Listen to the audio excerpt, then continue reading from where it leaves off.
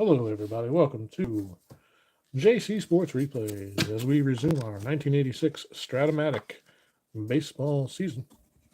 Let me get this camera set up the way I want it.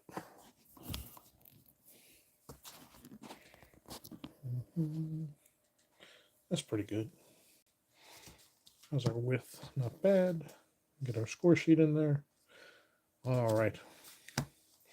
I'm going to play some games this afternoon. I'm done with work for the week. I'm ready to relax with you fine folks and get some traction going in our 1986 season.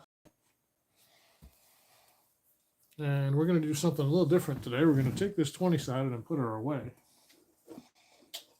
And we're going to bring back the modern split card, which is very simply two decks of cards where I've removed all of the Royals. So we have aces through tens. The red cards will represent 1 through 10. And the black cards will represent 11 through 20. So we're going to use those as our 20-sider today, just for fun, just to do something a little bit different. Somebody was talking to one of the groups about ways to generate the results without a 20-sider. And of course, if you played Strat way back in the day, it came with split cards instead of a dice. So that'll be fun, I think. All right, let me get this lineup set up here. For the California Angels in our first game, they'll be visiting Seattle. And it's one of those where I have to find out if it's a day game or a night game, of course. There's our bullpen for Cali. There's our bench for Cali. And there are our benched rotation for California. So first, let's do this. Well, I'm still on the page here in Baseball Reference. So I can simply check on this game on the 10th in Seattle is going to be dun, dun, dun, a night game in the Kingdom before 10,780. So we've got a night game. And let's just check the... we're actually going to need a 20 to figure that out. So let me set the lineups first, and then we'll shuffle the split deck and play around. We've got a night game from Seattle. All right, so we've got Bobby Grich leading off, Wally Joyner batting second, Doug DeSensei batting third, Brian Downing is the DH, George Hedrick is in right, Darryl Miller is in left, and then we need Dick Schofield. Here's Dick Schofield. Here's the shortstop, and Gary Pettis, and center field Bob Boone batting ninth at the catcher. So let me put my cards in order. 271, 278. I like to keep them in at-bat order so that I use the guys with the most plate appearances more frequently. They're the first ones I'll come across if I go to the deck. And of course, we've got Don Sutton on the mound for California. He's making his first start of the season. This is California's third game. Sutton's 15-11 with a 3.74 ERA and 34 starts in 1986. I almost said 1992. I have no idea why. Sutton's defense is a 4E14, and he has a fatigue rating of 6. All right, so let's get the rest of these guys set up. Bobby Grich playing second base for 3E15. Joyner is a first baseman, a 1E17. Wally enjoying his rookie campaign. DeSensei is a 2E16 at third. Downing's a 3. Oh, Downing's the DH, never mind. Hendrick in right field is a 4 with a 0 arm and an E12. So not a good fielder for Hendrick. Darryl Miller's a 3, -1, E10 in left. Schofield's a 1E22. Pettis is a 1-0 E8. And Boone's a pretty good catcher. 1 -3. E3 T13 P3. That's a lot of threes for Boone. And we'll just check the hold. The +2 and a -3 is a -1. So that'll be a -3, -5 hold for California base runners, for Seattle base runners, pardon me. they're not holding their own guys on. For Seattle, it's going to be Matt Young making his season debut. He was 8-6 with a 3.82 ERA and 5 starts. He also had 13 saves and 104 innings. So, spot starter, obviously, who seems to have started the season in the rotation. I wonder what the story there was. Maybe we'll figure it out as things develop. These guys are still in position order. I'll have to fix that. Let's see what we got going on for Seattle. We got Tardible, Bradley, Calderon, Thomas. We need Alvin Davis, who doesn't seem to be here. So let's go to the bench and find Al Davis. Not the owner of the Raiders. Presley, Henderson, Yeager, and Owen. So John Mose is on the bench today. Kenny Phelps on the bench, Harold Reynolds on the bench, Ramos, Hengel, and Brantley all on the bench for Seattle. I could not wait to get home from work and play some baseball with you folks today. I finally have some energy. I am not exhausted. Got a good night's sleep last night. Here's Matt Young. He is a 5.51 in the field. Wow. One of the worst pitchers I've ever seen, and his rating as a starter will be a 4. So it could be a short day for Young. Tardible's playing second base. He's a 4.53. So obviously Seattle placing a premium on defense. Here's Phil Bradley. He's a 2+1 E1 in left. Calderon's a 4+1 E24. Thomas is the DH, doesn't matter. Davis is a 4E23 at first. Presley a 2E16 at third. Henderson a 2-2 E9 in center field. Yeager a 3 with a 0 arm E2 T2 P7. And if you're ever tuning in and you don't really know what's going on with Strat-O-Matic or any of these rules or ratings, you can always ask me. I do not mind explaining it a little bit. I have a pretty good grasp of the game. I've been playing it for a long time. Super Advanced, not as much as Advanced and Basic, but I'm getting there with Super Advanced, I think. All right, so now for our split cards. We got to shuffle these couple of decks here. This is 2 standard decks of poker cards with all of the royal cards removed except aces. To generate a number from 1 through 20, the reds will be 1 through 10, the blacks will be 11 through 20.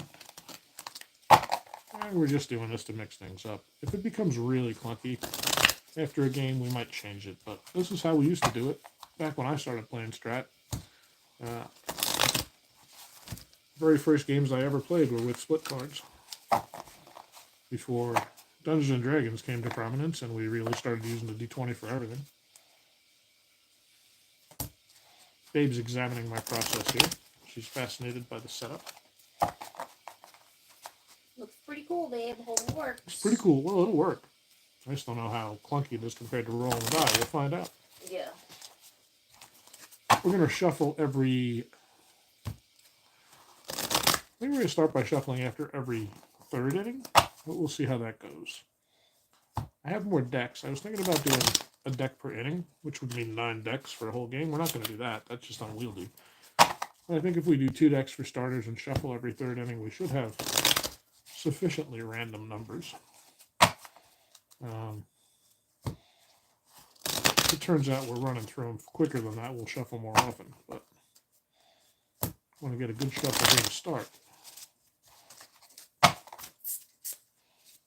It's kind of a little ghetto cut here.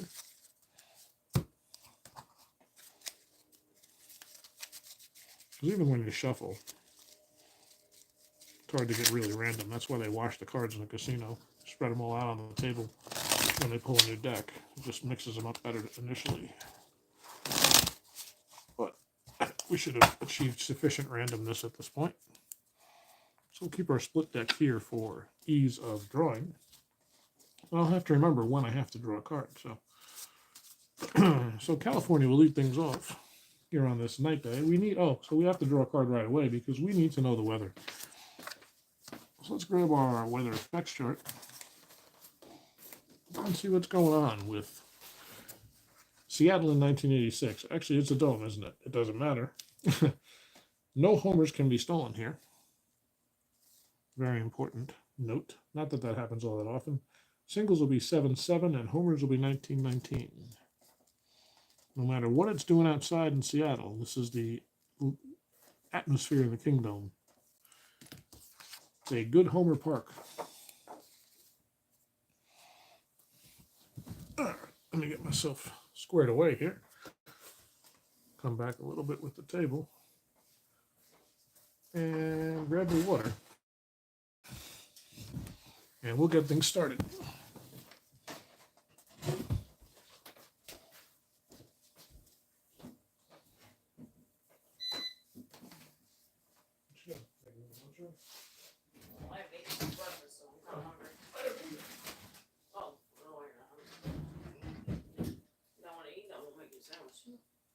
Yeah, I'm okay, I guess. I might just snack and then I can have a nice dinner. I always grab a banana or something. So.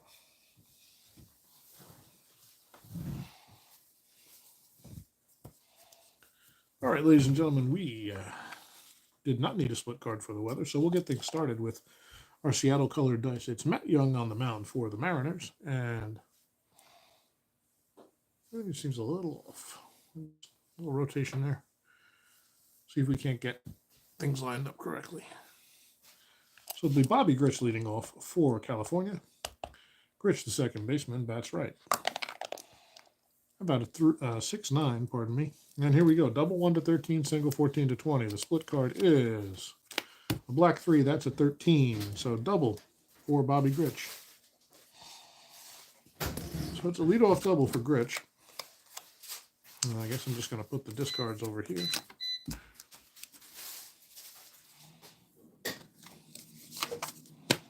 And Wally Joyner coming up to bat. So now we need with guys on base, we have to pull a card every time, right? So see if we have a balk or a wild pitch. So a black 2 is a 12, and nothing doing on the havoc die, as they say. How about a 3-8? 3-8 against the lefty, grounded down to second. Tartable's there, scoops it and fires to Davis, and Joyner's retired. Grich will move on to third. So Bobby's on third with 1 out, and here's the sensei. They'll bring the corners in. Okay, corners are in. That's a 10, nothing doing on the 20-sider. How about a 2-8 against the left-hander? Grounded down to third. Corners are in, so it's a third base A. Let's see the result of that. I think it's just going to be a runner hold.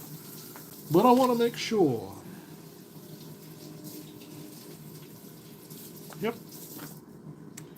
So it's going to be fielded at third by Presley. He looks Grich back to third and fires across to retire to Sensei for the second out of the inning. Here's Brian Downing. The havoc die says nothing doing. It'll be a 1-10. Left-handed grounder down to short. There's Owen. He scoops it and fires to retire Downing. So 1 left. Nothing doing for California. And it's the Mariners coming up against Don Sutton. The veteran Sutton, a right-hander, will throw to Tartable, Bradley, and Calderon. So Danny Tartable steps into the box. He's playing second base today. In his rookie campaign, 6'5" is a fly ball to right field. George Hendricks there. Takes a few steps in, and Tartable's retired 1 away. Here's Phil Bradley. Bradley playing left field. About a 2-3. Yeah, that's a base on balls. A little low, and Bradley ambles down to first with a walk. Did we not do the holds? We didn't. So +2 for Sutton, 0 arm for Yeager means 0 minus 2 holds on the Angels. Doesn't matter right now because what did I do? I'm confused. Uno momento. Sutton is the pitcher for California. Oh, he would be with Boone. I'm doing that wrong. So it'd be Matt Young -3. Yeager, okay. So this would actually be a -5, -7. So there's a good hold there against California. These guys would be -3. So Bradley would be at 12 if you're following along at home. And Calderon comes up. Bradley held closely, not going to attempt. An 18 is nothing on the 20-sider. About a 4-10 right-hander ballpark single. That'd be a 1-7.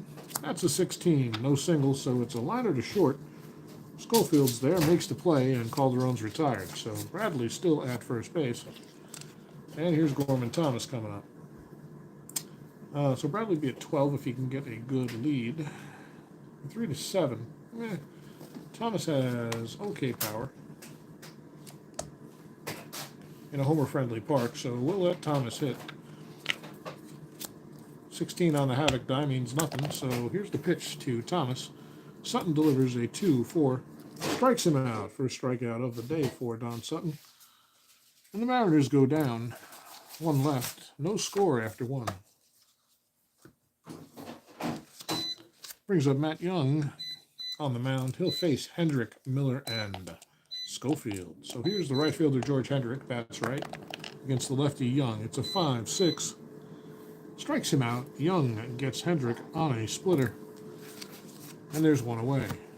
Here's Darrell Evans. Darrell Miller. There's a lot of Evans in this season and a lot of Millers. And a lot of Darrells. There's only one Miller, I think. Miller playing left. And he bats right. Young with the pitch. A 6-11 against the right-hander. Single one, line out 2-20. That's a 9. So that's a line drive to the shortstop. Taken by Owen for the second out. And here's Schofield. 2 outs. Schofield is up. The shortstop bats right.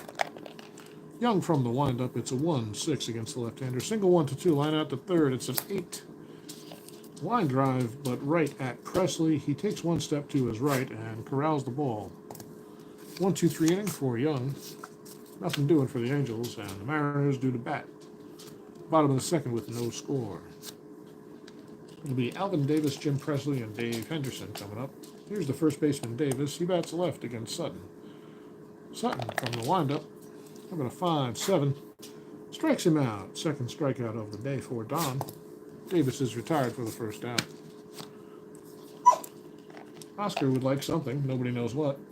Probably food always. And the third baseman, Jim Presley, is up with 1 out. Presley is a right-handed batter with good power. About a 3-10. That's a ballpark homer, 1-19. That's an 18. That is deep to left field. It is over everybody's head. Miller can only watch. Jim Presley clobbered that one.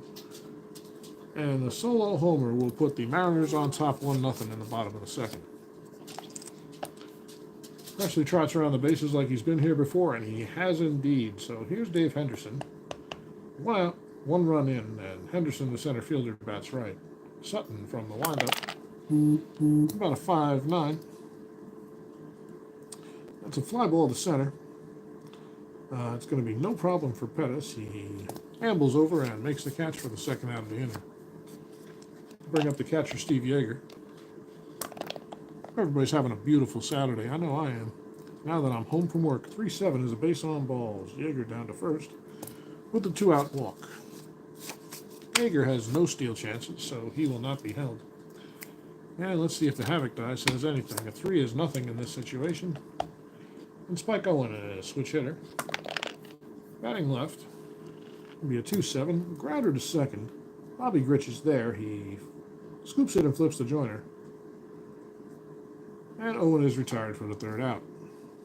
But Presley hits the solo shot, and the Mariners lead 1-0 as we head for the third.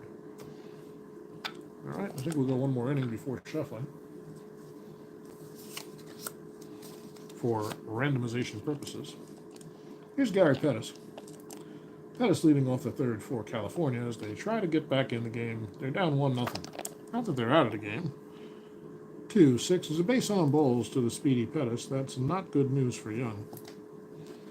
Although the left-hander does hold him on well, he's a -5, but this still gives Pettis a steal chance of 14 if he gets a good lead.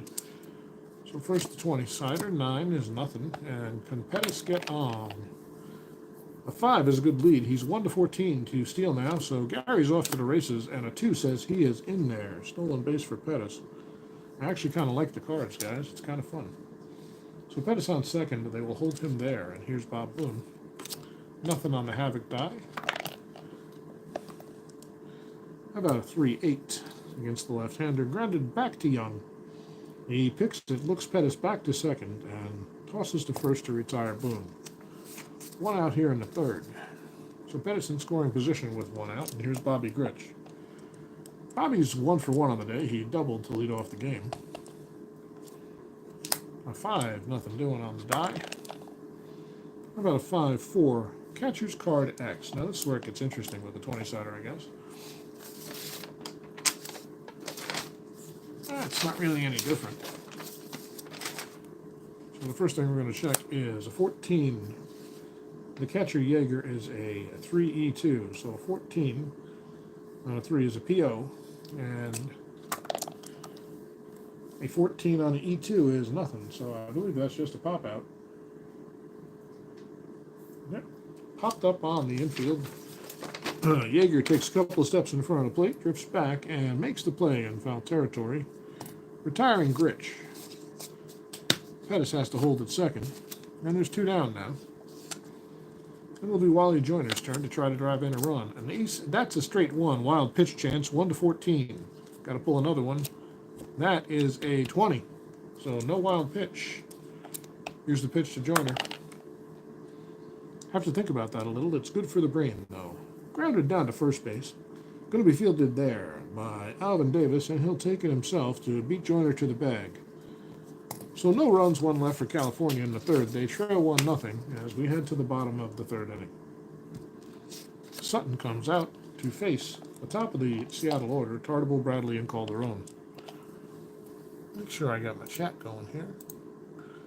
Is anybody out there? It's okay if you're not. I'm having fun playing. If you want to watch, feel free. If you want to do something else, do that too. Here's Tartable. He's 0 for 1 today. And that will be a 1-6. Looks like a grounder down to first. Joyner has it and flips the Sutton covering to retire Tartable. That's 1 down, and here's Phil Bradley. He walked his first time up. These guys are jumping already. The 20 is not having the 20-sided dice. I think will make these dice jump a little less when I drop them too. So that's a 2-8. There's a base hit up the middle for Bradley. Leaning toward left center, but it's cut off out there by Pettis, and he gets it in. Bradley will hold at first with a single.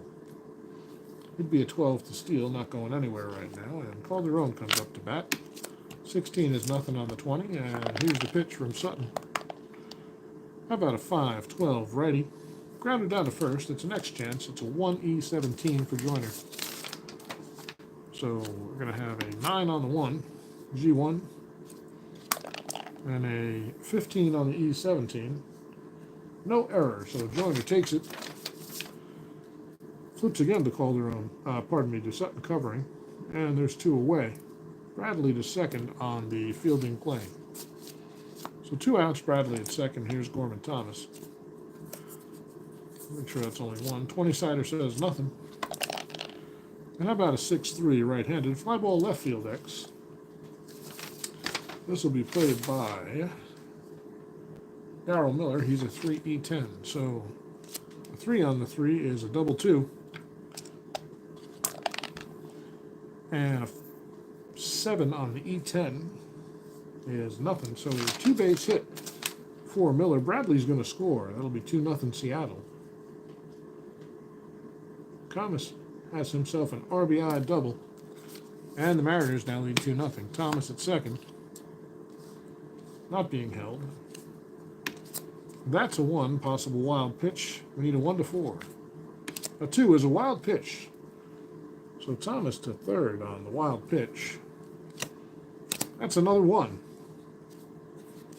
And that's a 12, so no wild pitch there. The pitch to Davis with 2 outs and Thomas on third. It's a 1-9. A double 1-12, single 13. That's a 15. A base hit for Davis. It drops in front of Miller. He fields it quickly and gets it into the cutoff man. He'll hold Davis to a single, but the damage is done. Gorman Thomas scores easily from third. And Alvin Davis with an RBI base hit here. It's 3-0 Seattle. Davis will not be held at first. 17 says nothing on the die. And about a 6-7. Double 1 to 6, single 7 to 20. That's a 10 single. So they're getting to him here a little bit in the third.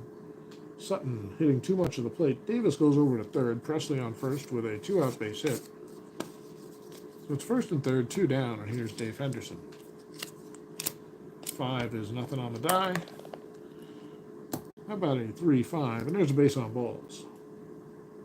So now Sutton being careful. And he can't get the call on the corner. Henderson down to first. That will load the bases for Steve Yeager.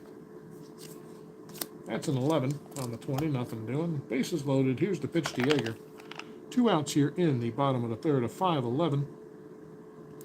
Right-hander's ballpark single chance, 1 to 7. That's a 17. So instead, a liner to shortstop, and Schofield makes the play to end the inning. 2 runs come in, 3 are left on base, and Seattle has increased their lead. They now have a 3-0 lead after 3. And we get to take a little announcer break to shuffle these split decks.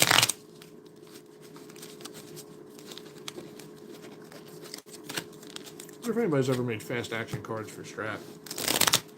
It'd be nice to automate the super advanced results, but there's so many different possibilities depending on what position you hit to and stuff. I'm sure it's possible, I just don't know how complicated it would be.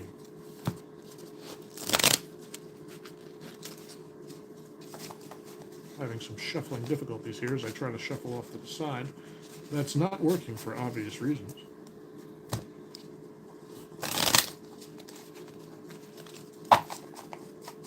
Yes, folks, I can't bridge them. These hands, they don't work like they used to. But they still work, and that's all that's really important. I'm going to give it a 10 shuffle, so that was 8, I believe. That's 9. That's 10, and then, of course, we'll randomly cut the cards, and there's our new split deck for inning 4, 5, and 6. I'm having fun with the split deck. I don't know about you.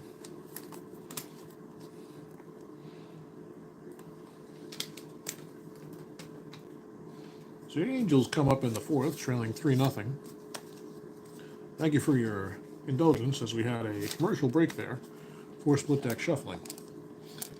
It's going to be DeSensei Downing, and Hendrick due up in the 4th for California as they try to get on the board. Young is actually in his fatigue inning.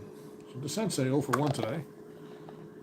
About a 2-7. There's a base hit, triple 1 to 2, single 3 to 20. That's a 2. It's going to get past everybody. One hop the wall, rattle around out there. DeSensei around second. The throw comes in, but it's cut off. DeSensei's in, sliding with a leadoff triple. So Doug claps his hand, stands on third with nobody out. He's in scoring position. 7 on the 20 is nothing. And here's the pitch from Young. How about a 4-8? Triple 1 to 3 single. And a 2 back-to-back triples. Brian Downing is going to launch one down the line. It caroms off the wall and out into the gap. DeSensei scores easily, and Downing is in there with a triple. Back-to-back triples for the Angels, and they're on the board with 1 run. So they trail 3-1 now. Downing on third. And Hendrick comes up. Hendrick struck out his first time up. That's an 11. Nothing doing. How about a 4-2 right-hander? It's going to be a third base A. They weren't playing him in. So he's still going to hold. So Presley fields it. Downing holds. And Presley fires across the diamond in time to retire Hendrick by a step. So 1 down. Downing still at third. 20-siders a 16. Nothing there. How about a 6-6 right-handed? Strikes him out. Miller down on strikes. That's the second strikeout of the day for Young. He's 1 hitter walk away from tired, folks, but it's Dick Schofield coming up. 15 is nothing. That's cocked. About a 5-9 righty. Ground ball shortstop X. So That's Owen. He's a 3E23, and he's not responsible for holding anybody. So 6 on a 3, G3. And how about a 10 on an E23 shortstop? Nothing doing. Owen makes the play. Fields it, fires, and retires Schofield by half a step. But the Angels get on the board. They put 1 run in, leave 1. Young gets through the inning. And we'll go to the bottom of the 4th. Seattle leads 3-1. They will send up Owen, number 9 hitter, followed by Tartable and Bradley to try to extend this lead. Spike Owen 0 for 1 thus far. How about a 2-12 against the righty? Hit by a pitch. Owen is plunked. It says plus injury, but we don't worry about that. So Owen rubs some dirt on it, ambles down to first. He'll be held, and it'll be Tartable coming up. A 10, actually that's a 20. There's nothing. And how about a 1-8? Strikeout for Tartable.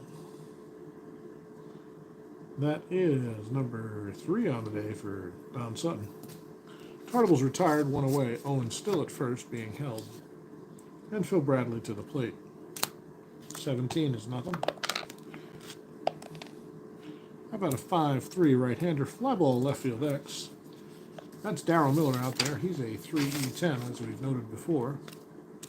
A 9 on a 3 is an F2. And a 12 on an E10 is nothing. So Miller makes the play. Second out of the inning, and Owen retreats to first. So Spike's still at first. Here's Ivan or Ivan Calderon. 10-0 on the split deck. The pitch from Sutton, a 4-10 right-handed. Ballpark single chance, 1-7. And that's a 1. A base hit for Calderon. Owen around second. He'll head to third. So first and third with 2 outs here, and Gorman Thomas is coming up. Thomas had an RBI doubles last time up. Came around to score. He's 1 for 2 in the box score. Runners on first and third with 2 down. 18 on the die is nothing. How about a 4-4? That's the right-hander shortstop X. That's going to be Schofield. He's a 1E22. 3 on 1's a G2. Is he responsible for holding anybody? That's a good question. Nope, right-hander at bat. 3 on 1, like I said, is a G2. How about a 6 on an E22? An E1.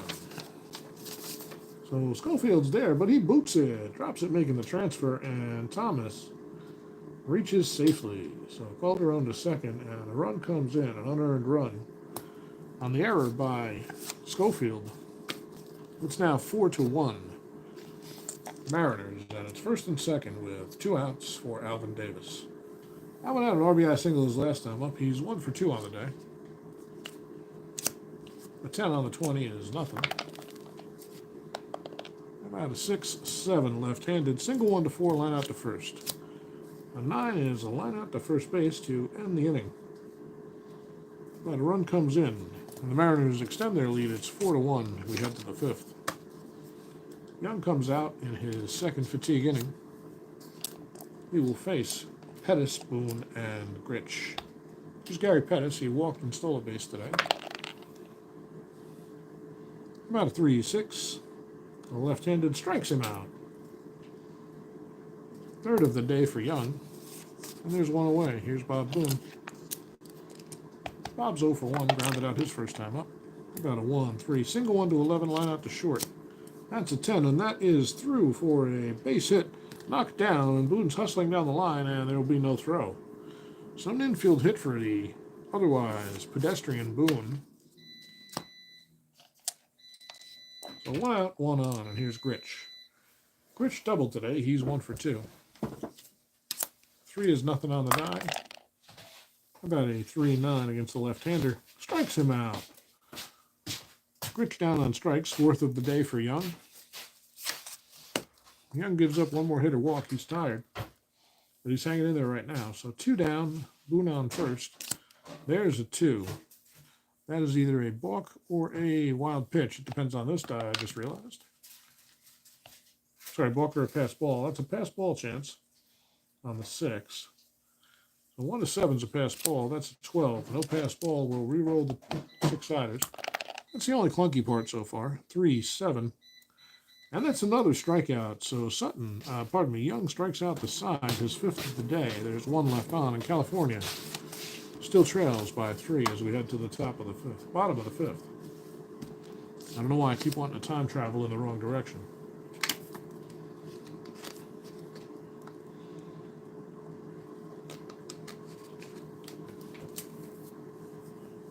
It'll be Presley, followed by Henderson and Yeager. Presley 2 for 2 today with a solo homer back in the 2nd inning. But started the scoring. Here's Sutton from the windup. That's a 6-12 right-hander ground ball, second base X. Second baseman's Gritch. He's a 3E15. 15 on a 3 is a G1.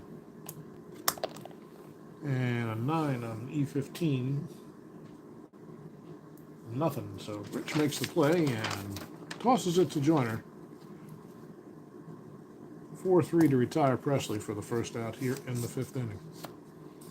Dave Henderson's coming up. He's walked his last time up. 0 for 1 on the day officially. About a 2-8. Strikes him out. Sutton with his 4th strikeout of the day. And there's 2 away here in the bottom of the 5th.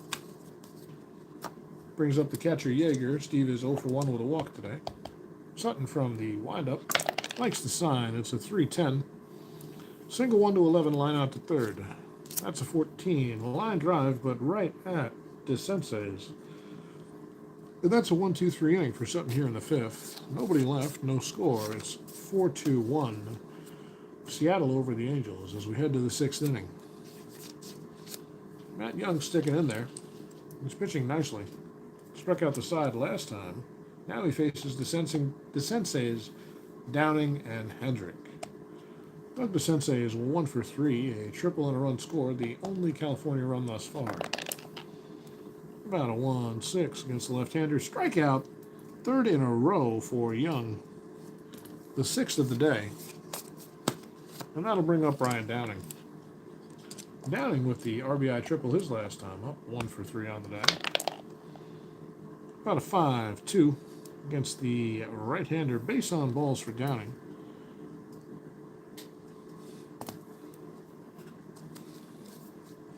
Guys, remember that fellow was called the Greek god of walks? Well, Brian Downing is the Roman senator of walks.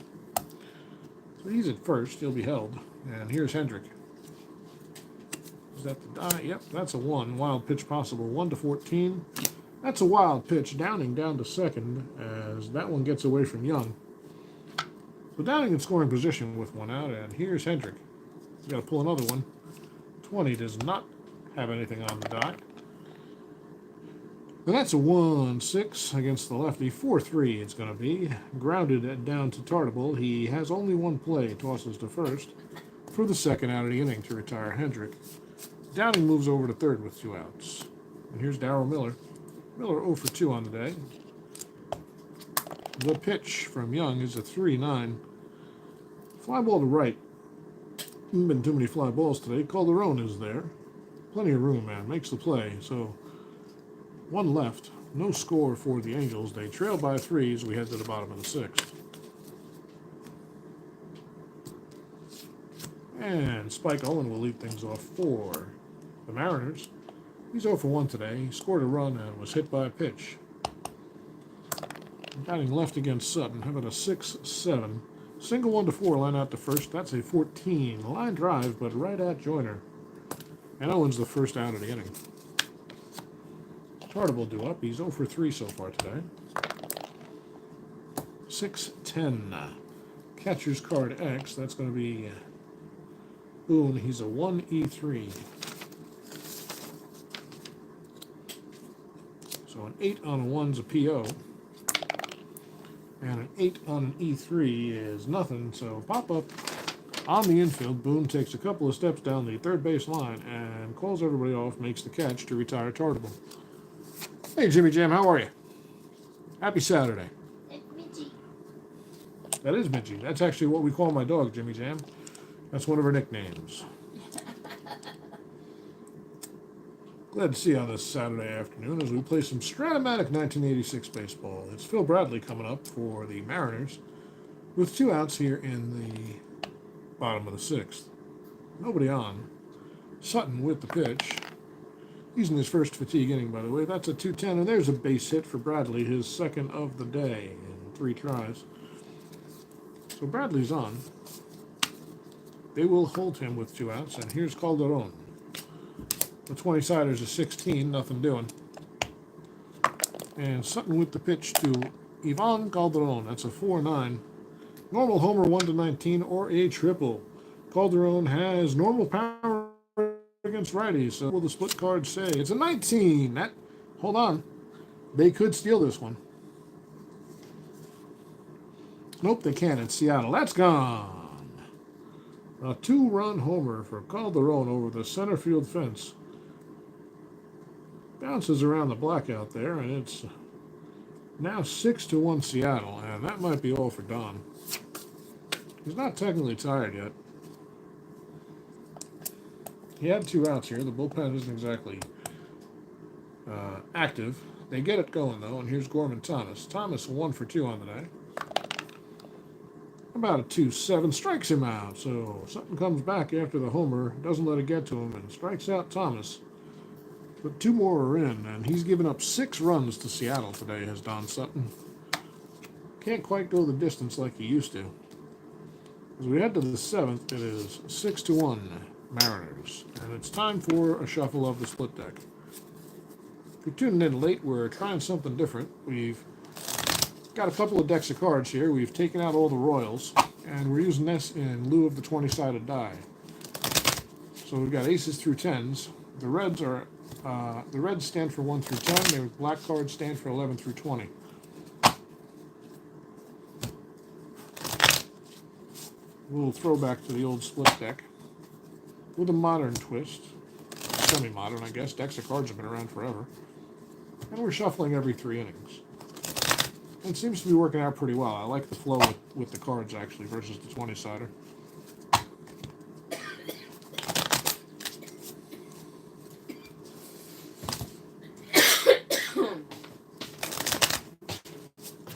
A couple more here before we cut. Please do not mention my card shuffling technique. It is brutal at best, but it gets the job done. And we're ready for inning 7.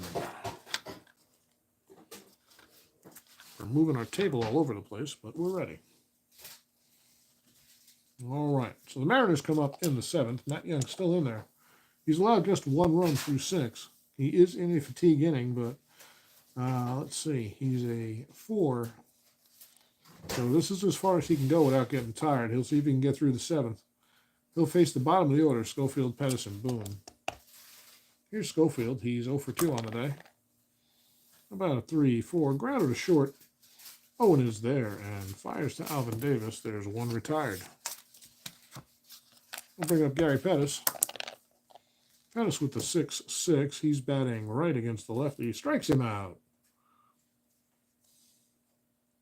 The 7th strikeout of the day for Young, and there's 2 out here. In the 7th inning, it's Bob Boone coming up. Boone 1 for 2 so far today. Young from the left side. The windup and the pitch. It's a 5-9. Boone a right-hander. Shortstop X. Owens a 3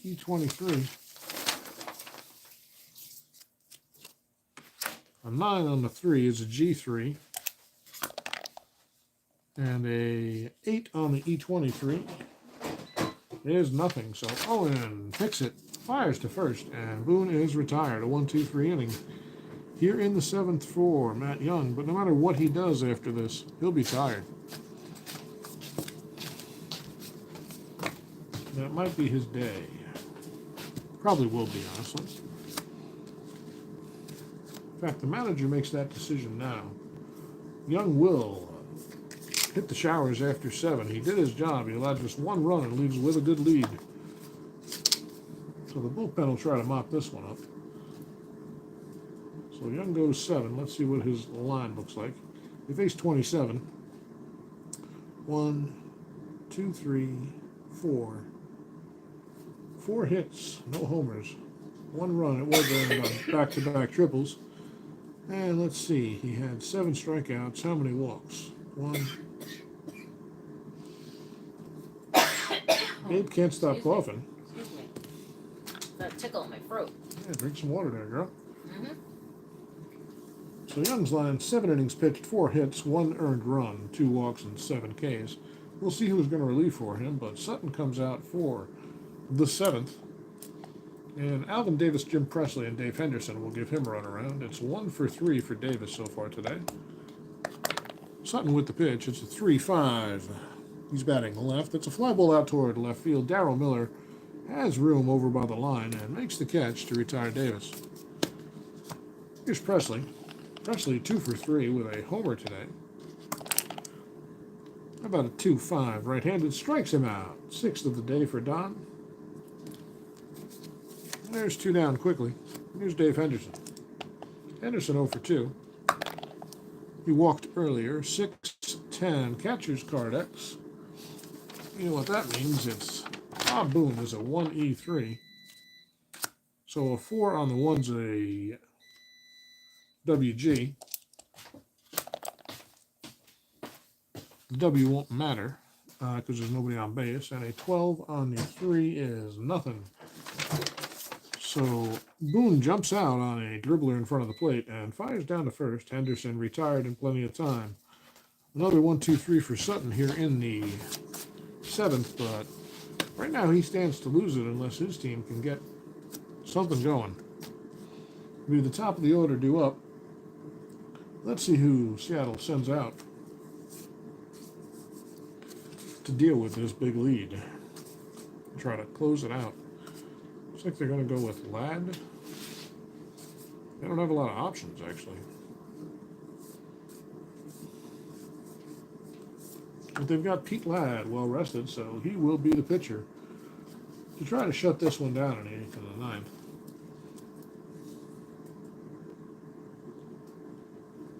Ladd is a 5E20 with a 2 fatigue rating. By far their best available pitcher. Everybody else has ERAs 5+. They have Lee Guterman with a 7-something ERA and over 100 innings pitched. So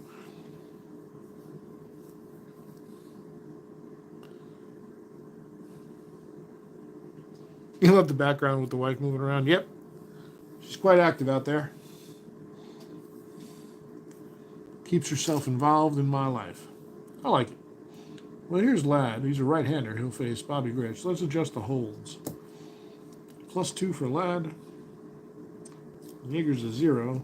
So that's a cumulative +2, which means 0 -2 on the holds against the Angels. Grich is ready. He's 1 for 3 on the day. 6-7. Grounded to second base. That's going to be an X chance. That would be a 4E53 for Tartable. Good Lord. A 7 on a 4. Probably a base hit. It's actually a G3 just. And a 14 on an E53. Holy crap. It's one of the only numbers it's not an error. So Tartable's there, makes the play, flips to first, and Grich is retired. 1 away. Here's Joyner. Wally is 0 for 3 today. 1 out here in the 8th. About a 4-6. Strikes him out. Ladd's first strikeout of the day.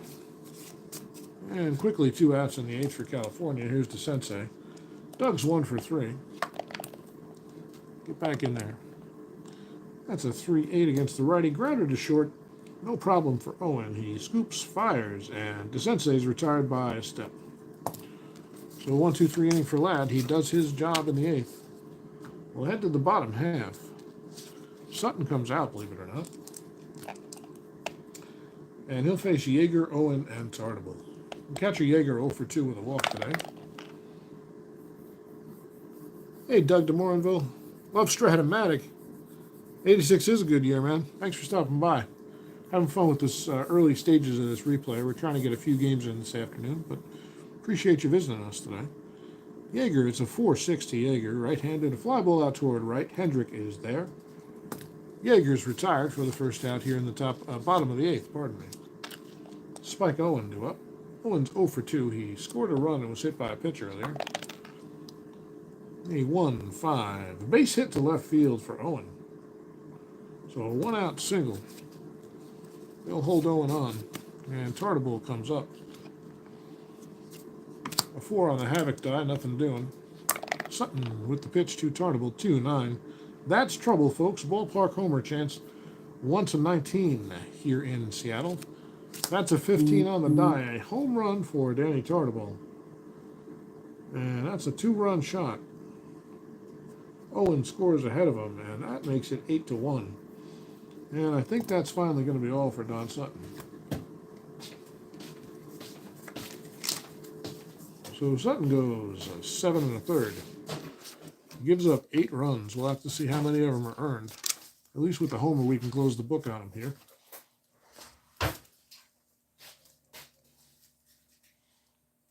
Let's see.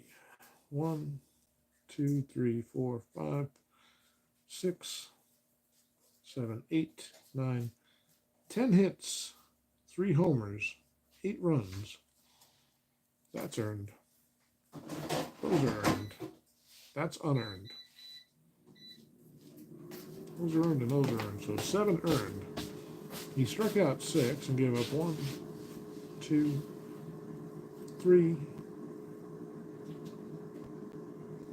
3 walks, 6 strikeouts, and a hit batter. He stands to lose it unless miracles happen.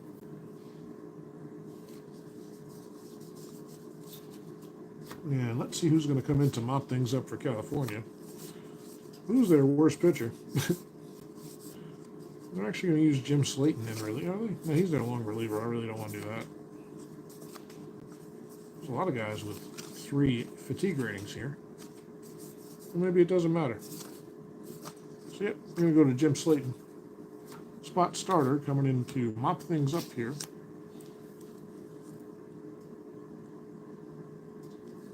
He is a 2E0 with a 6. No, not a 6. A 3 fatigue rating in relief. And that shouldn't matter. He needs to get 2 outs. He's going to face Bradley to start things off. Phil Bradley is 2 for 3 so far with a couple runs scored and a base on balls. How about a 2-5? Triple 1 to 4 double. That's a 6, so that's a 2-base hit for Bradley out in the gap. His 3rd hit of the day. A 1-out double for Phil. Hey, thanks, Doug. I appreciate it, man. Try to keep it simple and flowing. So Bradley on second with 1 down. That's a 19 on the 20 side and nothing doing. How about a 1 on 10? Fly ball out toward right. Here's Hendrick. He has room and makes the catch. And Bradley retreats to second with 2 away. It's Gorman Thomas due up. Gorman's 1 for 4 today. 10 means nothing. How about a 2-4? Strikes him out. First strikeout for Slayton. He gets out of the inning. 2 runs are in, and it is 10-1 as we head to the 9th. The Angels with a lot of work to do against Pete Ladd if they want to get back in this one. They need to bat around twice, pretty much. But they get to start off with the heart of the order, 4, 5, 6. It'll be Downing, Hendrick, and Miller against Ladd in the 9th. How long have you been playing Strat, Doug? And what are you playing right now? Anything? Correct. You got any kind of replay going? I like doing full season stuff. I do some smaller projects too, but 86 is my dream season. That was the first Strat set I ever had, so that's why we're here. To kick off my personal YouTube channel as I head towards semi-retirement. Who am I kidding? I got another 20 years of working.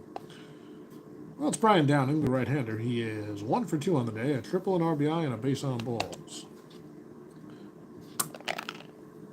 The Angels need 9 runs to get back in this one. Well, there's a ballpark homer chance. Downing has normal power, and it'll be a 1-19 here in the Kingdome. A 15 says Brian Downing has gone yard. So a meaningless solo homer makes it a little closer. It's now 10-2. And here's Hendrick. Hendrick 0 for 3. Ladd shakes that one off. He likes the sign. It's a 6-12 pitcher X card.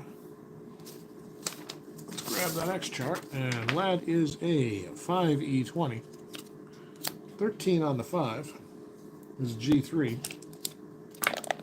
And a 12 on the E20 is nothing. So Ladd makes the pick on the comebacker from Hendrick. Tosses over to Alvin Davis at first, and there's one away here in the ninth. Here's Darryl Miller. Miller 0 for 3 on the day. How about a 2-9 right-handed? Another tapper back to Ladd. He takes his time, tosses underhand to Davis, and Miller is retired by 2 steps. So the Angels down to their final out here in the ninth inning. They trail by 8. Dick Schofield going to try to hit an 8-run homer. We'll see. Rumor has it if you hit it around the ballpark, you get a run. Schofield's 0 for 3. Not known for his 8-run homer power. That's a 4-3. Grounded down towards third. It's going to be a next chance for Jim Presley. Presley's a 2 E16. Pretty good fielder. That's a 20. That's a G1. And a 7 on the third base E16 is an E1. So Presley boots it, recovers quickly, throws, but Schofield has wheels and reaches on the E5. So this game will continue for at least one more batter. They're not going to hold Schofield on. That's crazy. He's a 19. But with an 8-run lead, he's probably not going anywhere. That's a 19 on the 20. Nothing doing. And here's Gary Pettis. 0 for 2. A walk and a couple of strikeouts. He did steal a base. Right now, the Angels just need base runners. He's batting left. It's 5-9. Pettis with weak power. That would be a homer. Instead, it's going to be a base hit for Gary. Schofield scampers over to third. Pettis on at first. And Bob Boone due up. The Angels trail by 8. They have 2 outs here in the ninth. One run is in, 2 men on. Boone waits at the plate. He's 1 for 3 so far. 6 on the 20 is nothing. And how about a 3-5? Grounded down to short. Owen takes his time, keeps that glove down, makes the pick, and fires to Davis to retire Boone for the final out of the game. So the Angels leave 2. They score 1, but they fall far short of what they needed. They pick up 2, and let's just confirm. It's 3, 4, 5, 6, 7, 8. Where'd I get 10? 1, 2, 3, 4, 5, 6. Right, it's not 10 to 2. It's 8 to 2 is our final here in Seattle.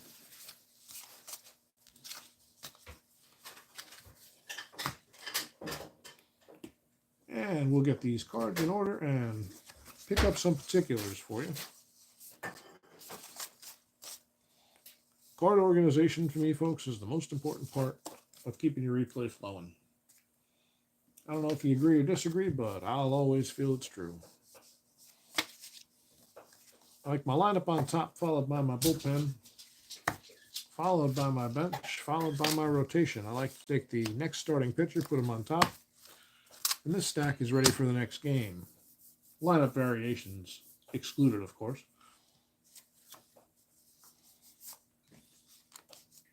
Where's the relievers? Uh-oh. Did I make a mistake?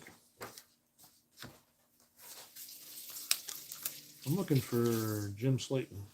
I have a feeling he's in here by accident. Nope, he's not here. Where did Slayton go? Oh, there he is. He was still in the lineup. That was the problem. Slayton almost got traded. He didn't even know it. All right, so that, and Romanek right here.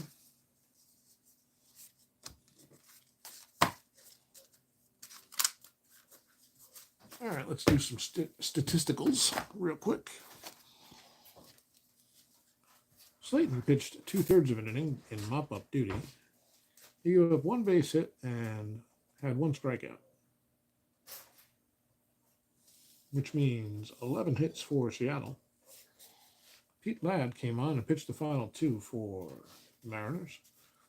He gave up a homer and a single, so 2 hits, 1 homer, 1 run. It was earned. And walks and strikeouts, he had 1 strikeout and no walks. He does not get a save. Matt Young gets the win. Don Sutton takes the loss. 6 hits for the Angels. Let's check our errors. I think there's at least one. Yep, there's an E5, so one error on Seattle. There's an E6. And one error for California. So after it's all said and done, folks, the Mariners beat the Angels here in the Kingdom on April 10th, 1986 by a score of 8-2. The line for the Mariners, 8-11-1. The line for California, 2-6-1.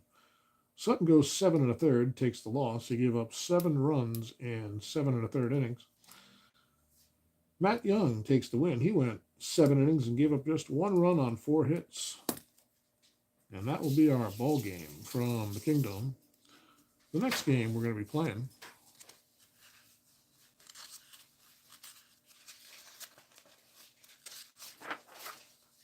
as we continue April 10th is, nope, that's already done.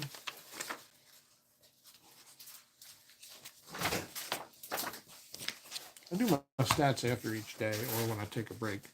It'll be Cleveland visiting Baltimore. Let's get some cards out and get set up for another game. Because it's Saturday afternoon and I have nothing to do but play Strat-O-Matic and hang out with you. Going out to dinner later with friends and the wifey. So it'll be a nice relaxing afternoon. I'm going to take a brief restroom break. I'll be right back.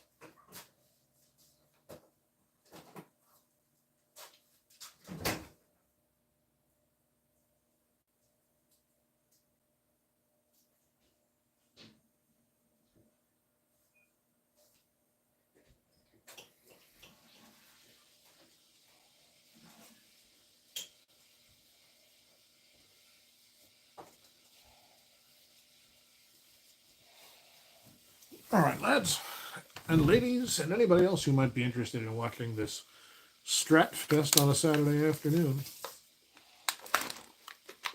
I hope you're playing a game you like, or watching a show you like, or listening to JC Sports Replays, because that's always fun. So I've heard. We're going to have the Indians at the Orioles. Yes, they were still the Indians in 1986. Tom Candiotti will be on the mound for Cleveland. And it'll take us a moment to get our lineups ready. They used up their bullpen last time out, it looks like. That can't be right, can it? They couldn't have possibly used everyone. That is how I have it set. So I assume it to be true. I think we had an extra inning game, so it probably is true. Usually pretty good with my card management.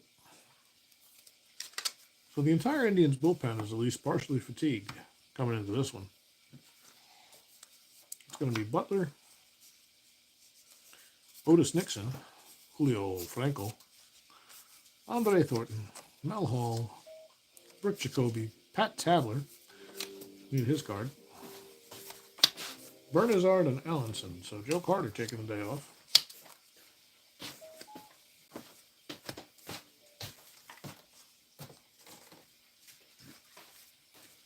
It's kind of weird to figure. Carter has 663 at-bats and 32 walks, and he's got an off day today. That's crazy to me. I don't know how the hell he got all those at-bats in if he's taking days off. So let's look at Candiotti. He was 16-12 with a 3.57 and 34 starts in 86. For Strat-O-Matic purposes, he will be a 1E17 with an 8 fatigue rating. So Tom likes to go deep in games. All right, Butler is a 2, 0 arm E3 in center. Nixon in left is a 2+2 E15. Franco's a 2E23 at short. Thornton, the designated hitter. He's not carded for any fielding positions, so he didn't play any. Hall in right field's a 4-0 E11. Jacoby's a 3E26 at third. Tabler's a 3E15. Bernazard's a 3E19. Hey, Sports Time Machine, how you doing? And Chris Bando, a 2+1 E2T6P4.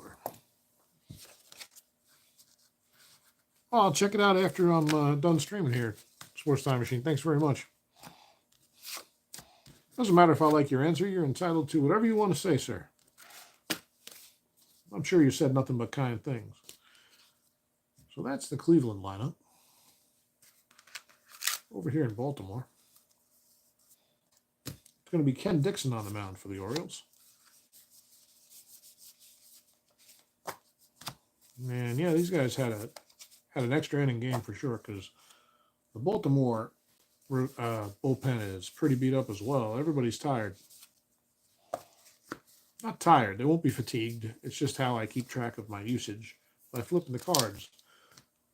I've showed this before, but for those of you new to the stream or just haven't seen me talk about this, this is the Baltimore bullpen. This is how they were in my stack, okay? So you can see that these top four guys are all upside down. That means that they pitched the last game. Odell Jones is face down, so one of two things happened. Either he's pitched 2 games in a row, or he pitched over his POW for the last game, in which case I must rest him this game. So the upside down guys are available. Odell Jones is not, as far as I'm concerned, except in extreme emergencies like a 25-inning game or something. So, in which case he'd have to rest even longer. Hey, ID Jester, how you doing? Happy Saturday. All right, let's get this Orioles lineup in order. And right away, we don't have the leadoff man, Alan Wiggins. So there he is. John Shelby batting second. Cal Ripken batting third. Eddie Murray fourth. Freddie Lynn was over on the bench here as well last game. He's batting fifth. Mike Young, the left fielder, bats sixth. Jim Dwyer, the designated hitter today. Rick Dempsey, the catcher. He's not here either. And Jackie Gutierrez playing third base and batting ninth. Guys, make sure you check out Sports Time Machine and ID Jester's channels if you haven't done so. I don't know who else streams, but I know those guys do, and they put up good content, so check them out. Give them a subscribe, like their posts, help them out as creators, because we got to grow this community of ours here on YouTube. And let's grow it with the good folks who are out there making great content.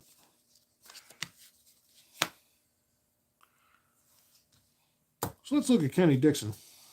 He is, first of all, 11-13 in 1986 and 33 starts, a 4.58 ERA. He did only give up 194 hits in 202 innings, so that's always a good sign. He's a right-handed thrower, and he's a 3E14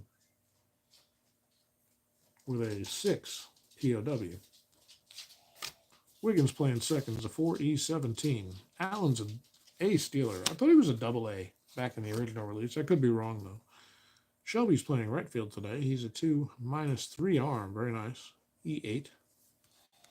Ripken at short's a 2E14. Murray is a 2E18 at first. Lynn's a 2-1E6.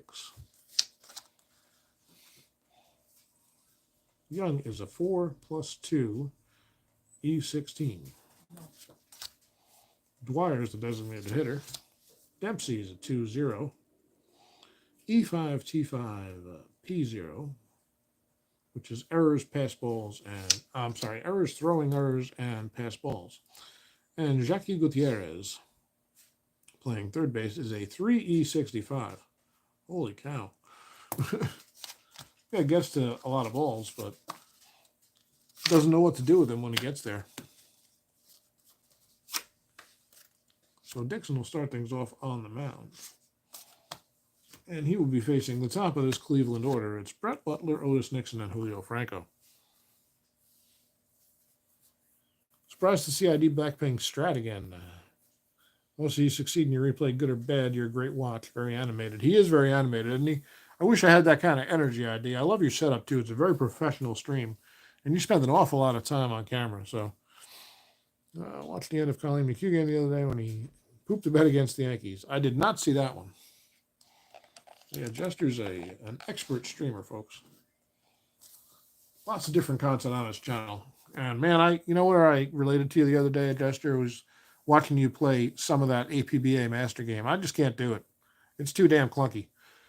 I don't know the exact history of APBA and when they released the Master game. I suspect it was in reaction to Strat's Advanced game and developed from there. But maybe I'm wrong about the timeline. But it's not a well-designed Master game, I don't think. There's too many calculations going on, too many references. And I have very limited experience with it, but I didn't like it at all. I didn't want to learn it. Whereas I love APBA's basic game. Love it. It just flows smooth. It's easy to play, and it's fun. So it's actually my go-to game when I just want to chill out and bang out some games quickly. So Dixon's on the mound, and Brett Butler steps into the box from the left side. Butler playing center. Dixon with the pitch. It's a 2. I got to shuffle these. Shit, but we don't need them yet. Hopefully. 2-11. Well, we need them right away. We need a split card, guys, so give me a second. I'm going to do something different than rolling a 20-sider. That was a terrible shuffle. Pay no attention. So I'm using aces through 10s from a couple of decks of cards to represent the 20-sider. The reds are the 1 through 10s, and the blacks are the 11 through 20s.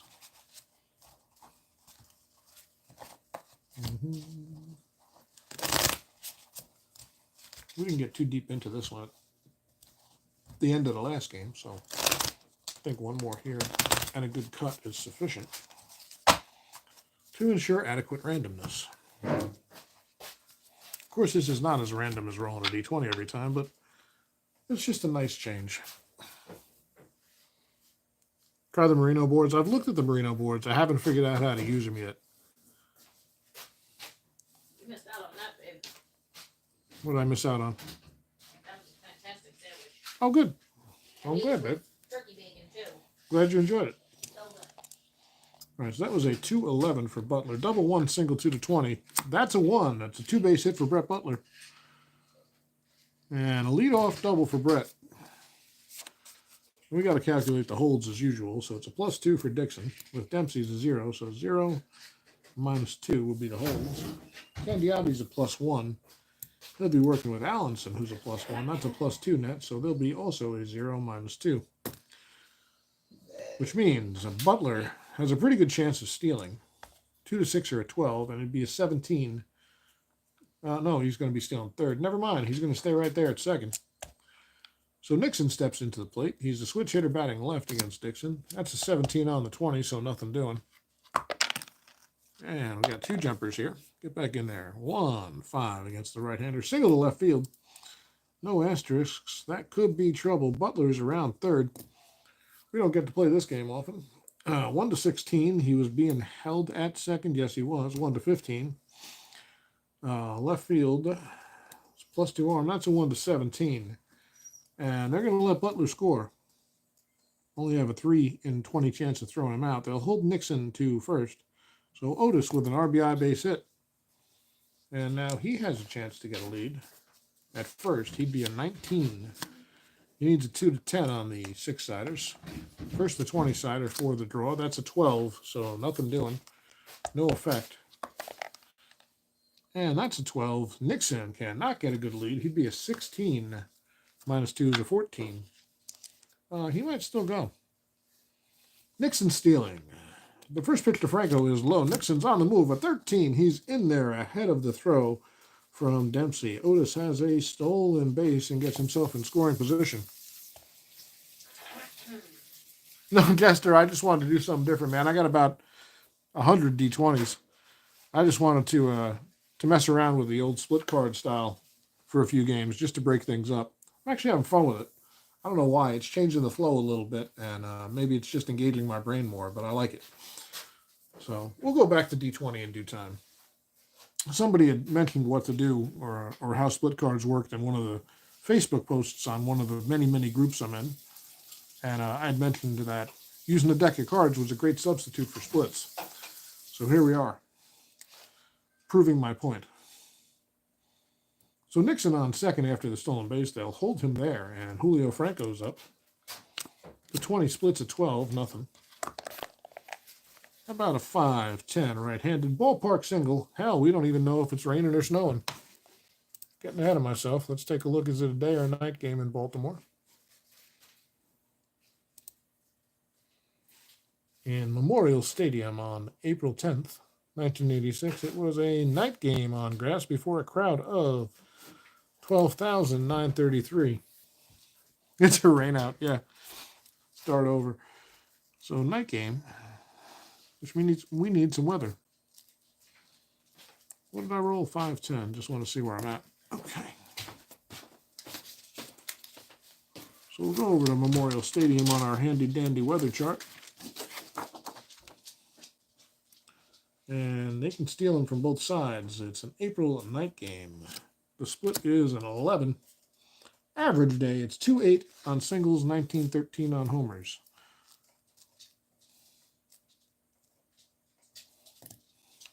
So Franco, right-hander, ballpark single chance will be a 1-8. That's a 16. No single for Franco. That's a line drive to shortstop. Ripken brings it in. Nixon quickly back to second base, and there's one out here in the top of the first. That'll bring up Andre Thornton, the designated hitter. A 9 on the 20. Nothing doing on the havoc die, as they call it. A 5-7. Strikes him out. Dixon went up high with that one, and Thornton couldn't catch up. We're chasing out of the zone for the second out of the inning. That'll bring up Mel Hall, the right fielder, bats left. That's a 13. And that is a 3-7 righty. Pops it up on the infield. Eddie Murray calls everyone off and makes the catch near the pitcher's mound for the third out of the inning. But the Indians get one. They lead 1-0. We'll head to the bottom of the first. Tom Candiotti comes out. He will face the top of the Baltimore Orioles order: Alan Wiggins, John Shelby, and Cal Ripken. Here's the speedy Wiggins to lead things off. Well, thanks, Chester. I appreciate that. I thought it would be a little bit of fun. And I'm enjoying it thus far. We shuffle after every 3 innings with 2 decks of cards, and it seems fairly random. So Wiggins, the speedster second baseman, will lead off, bats left against Candiotti, the right-hander. Tom from the windup. How about a 1-6? And a tapper back to Candiotti. He gloves it, takes his time, and tosses over to Murray. No, not Murray. Tosses over to Tabler to retire Wiggins for the first out of the inning. Another switch hitter for Baltimore. It's John Shelby, the right fielder. He'll bat left, and Candiotti delivers. How about a 6-10? Grounder ball? It's a grounder ball, shortstop X. The shortstop is Ripken. No, it's Franco, sorry. I'm reading them backwards. 2E23. How about a 6 on the 2 is a G2? Wait a minute. Nobody on, right? Yep, G2. And get in there. And 11 on the E23 for short is nothing doing. So Franco scoops it and tosses to first base. Ripken. Boy, I can't get it right today. Shelby is retired for the second out. That'll bring up Cal Ripken. 2 up, 2 down. Ripken ready in the bottom of the first. Orioles trail by 1. It's 3-8 against the right-hander. Single 1-6 or a line out to short. That's a 3. Base hit for Ripken. And a 2-out single. Cal's on first. They'll hold them there. It's more of a courtesy hold. Cal, not exactly a base stealer. As you hear the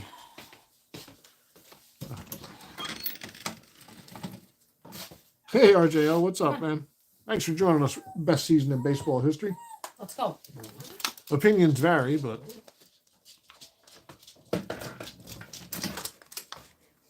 for me, anyway, it's perhaps the most nostalgic season. And here's Eddie Murray with 2 outs and Ripken on first. 5 on the 20 is nothing. How about a 6? That's cocked. 6-12, left-handed. Fly ball out to right. Kind of shallow. Hall takes a few steps in, and catches it on the jog. That's the third out of the inning. The Orioles leave one and do not score, and Cleveland leads 1-0 after one. It's our second game so far this afternoon, folks. I've been looking forward to it all week because I just couldn't get to it at night this week. It's just one of those weeks. But here we are, and Brooke Jacoby's due up, followed by Tapler and Bernazard for the Indians in the second. Dixon on the mound. He's ready. Jacoby waits from the right side. It's a 4-5. That's going to be shortstop extra Ripken. 2E14. 10 on the 2 is a G1. Got to roll these dice. 10 on the 2 is what? A G1, and this is a 12 on the E14. No problem for Ripken. He makes the play. And Jacoby is retired easily. 6-3 for the first out here in the second. Man, it's cold out there. Here's Pat Tabler. Tabler, a good professional hitter. That's a 3-12. A line drive right at the third baseman, Gutierrez, and he snaps out his glove and makes the catch. Tabler retired for the second out of the inning. Here's another Baltimore switch hitter, Tony Bernazard. Nope, Cleveland switch hitter. Boy, I've got my wires crossed right now, but 2 outs, top of the second. Cleveland at bat, and here's Bernazard. He'll bat left. That's 6-6. And a base on balls, a little outside. Bernazard's able to lay off. Half of a check swing, and he's down to first. He's got a little speed. Let's see if he can get a lead.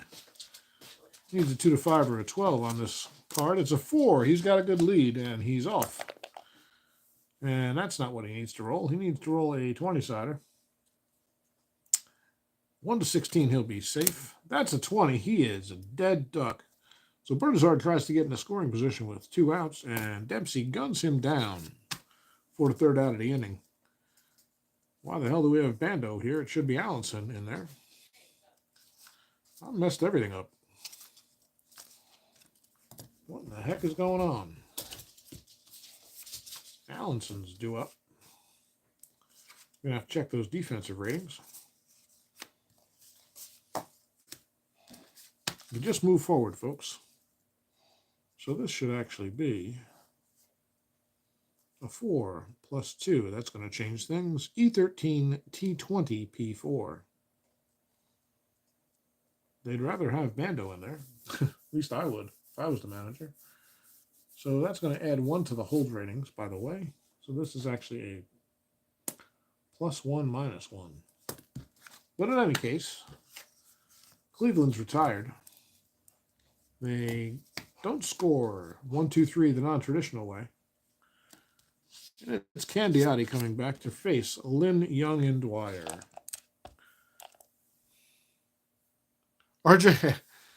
RJL, I do have a D20. I just wanted to go back and do a little split deck style today. So we're messing around a little bit. And I'm having fun with it. So what the heck? Here's Freddie Lynn leading things off. Bats left. That's cocked. We're re-rolling. It's a 6-7. Fly ball out towards center. Brett Butler has room and makes the catch to retire Lynn. 1 away. It's Mike Young due up now. Left fielder today. About a 1-6. Base on balls a little low, and Young will trot down first. He'd be a 16 if he gets a good lead. He only needs a 4, though. Wait, we're not going to do that. We're going to do that. A 9 is not a good lead. Toss over from Candiotti, and Young's back to the bag. Held closely. Here's Jim Dwyer. Now we need that. That's a 12 on the 20. Nothing doing on the Havoc die. 1 out, Young at first. Here's a pitch to Dwyer. It's a 6-6 against the left-hander. Grounder down to second. Fielded there by Bernazard. He flips to Franco and on to first base to Tabler. It's a 4-6-3 inning-ending double play.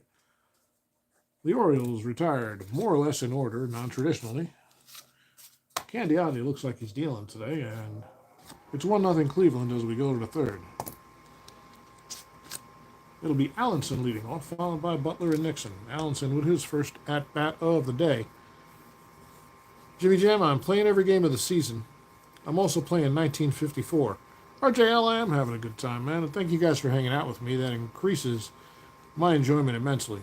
So, Yeah, I'm playing every game of 86, and I've also decided to incorporate a 1954 APBA as played replay into the channel. So we're going to be switching off each calendar day. I'm not going to play every game on stream, play an awful lot of them, but we're going to try to strive for at least one game from each league each day in both replays. And that should net me about 1 to 2 videos a day. So that's the plan. Today we have nothing to do all afternoon, so we're going to stream as many of these strat games as we can get in until we go out to dinner later. So, well, we're in the third. It's Allenson leading off, the right-handed catcher against Dixon. Cleveland with a 1-0 lead. About a 5-8 against the righty. Triple 1 to 3 single, 10-4 to 20. That's a 5, a base hit for Allenson. It's cut off by Shelby, and he'll hold Allenson to a single. And Andy's a rare catcher in that he can steal bases. He needs a 7 to get a good lead. That's an 8, no good lead. That's the wrong card again. We're going to let that 8 stand, though. Have to roll for the good lead, Joe. Otherwise, you throw off the probabilities. An 8, still no good lead for Allenson. Dixon tosses over. He keeps an eye on Allenson, and Andy shortens his lead a little bit. So here's Butler. Butler doubled and scored the only run of the game to lead things off. Allenson on first. A havoc die. That would have been the 8, so we'll let that stand. And it's a 5-7 lefty. And this one's low, and Butler draws a walk. Allenson will go down to second, and Cleveland's threatening here. First and second, nobody out in the third, and it's Otis Nixon coming up. Nixon with some speed, and he's a good bunter. They'll bring the corners in. The pitch to Nixon. He does not square. He's hitting away. It's a 5-8. The left-hander. Triple 1 to 3 single 4 to 20. This could be trouble. It drops in, but it's going to be cut off by Mike Young. Nixon rounds first. He'll hold as the throw comes in. Butler to third easily, and Allenson scores. So an RBI base hit for Nixon. His second RBI single of the day. He's driven in both runs for Cleveland. It's 2-0. So Nixon on first. He will be held. Nobody out. He's looking for a good lead. 2-10. Got to roll, Joe. Want to pull these cards for everything. A 7 is a good lead, so he would need a 1-19 is safe. A 15 says he is. So Nixon with his second stolen base of the day. Exactly right, RJL. You've got it perfectly. I actually like the way it adds to the flow. We shuffle after every 3 innings. So now it's second and third, nobody out.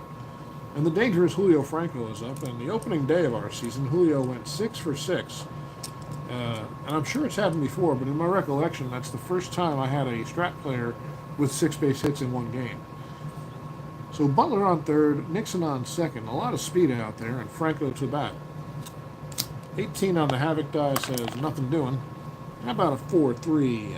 Fly ball out toward right field. It'll be an X chance for John Shelby.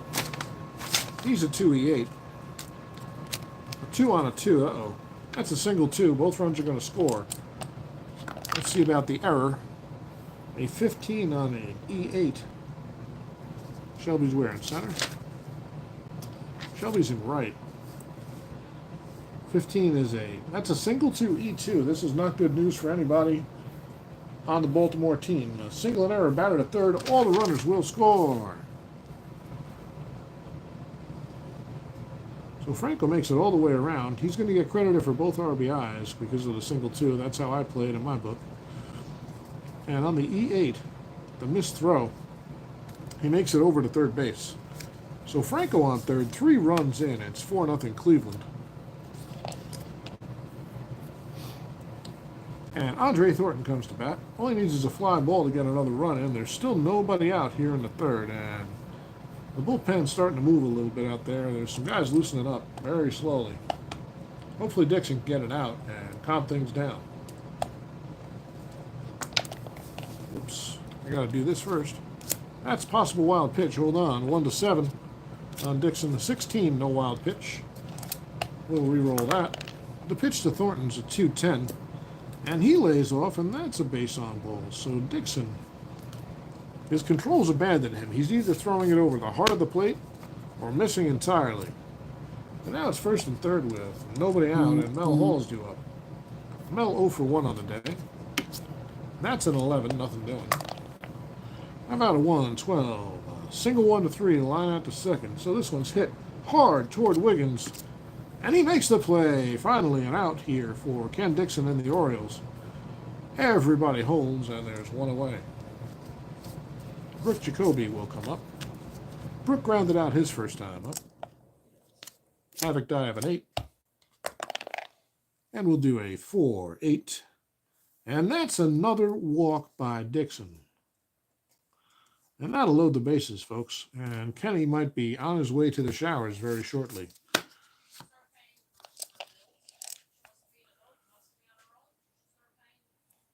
think my wife is on the phone with somebody, and instead of sharing everything with her, I'm going to recommend that she closes the bedroom door. Because I don't think we want to air out anybody's dirty laundry.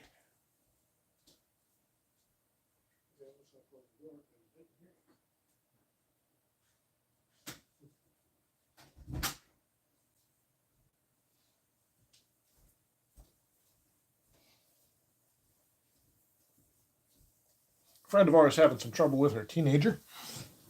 I don't think anybody needs to hear that while we concentrate on baseball. All right, so Dixon's in trouble. There's one out here, top of the third. 3 runs are already in. And the bases are loaded full of Cleveland Indians. Pat Tabler is due to bat. He's 0 for 1 on the day. Our 8 on the Havoc die means nothing. And this is going to be on Tabler's card. It's a 1-7 against the righty. Single to right field. Tabler goes the other way. There's no asterisks on that one, so at least one run will score. That's Franco. Thornton's around third. Jacoby around second. I don't think Thornton's very fast.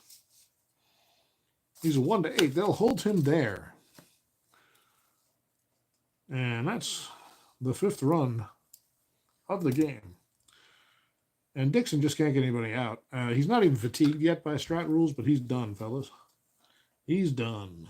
So he goes 2.1, does Ken. And it doesn't look good. He's put his team in a big hole here. It's 5-0. And Dixon will hit the showers for the Orioles.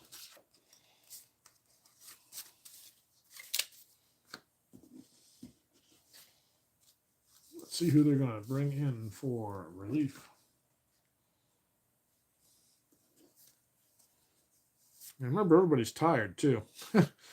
Not good. They're going to go Nate Snell for long relief, and they're probably going to try to squeeze as many innings out of him as they possibly can.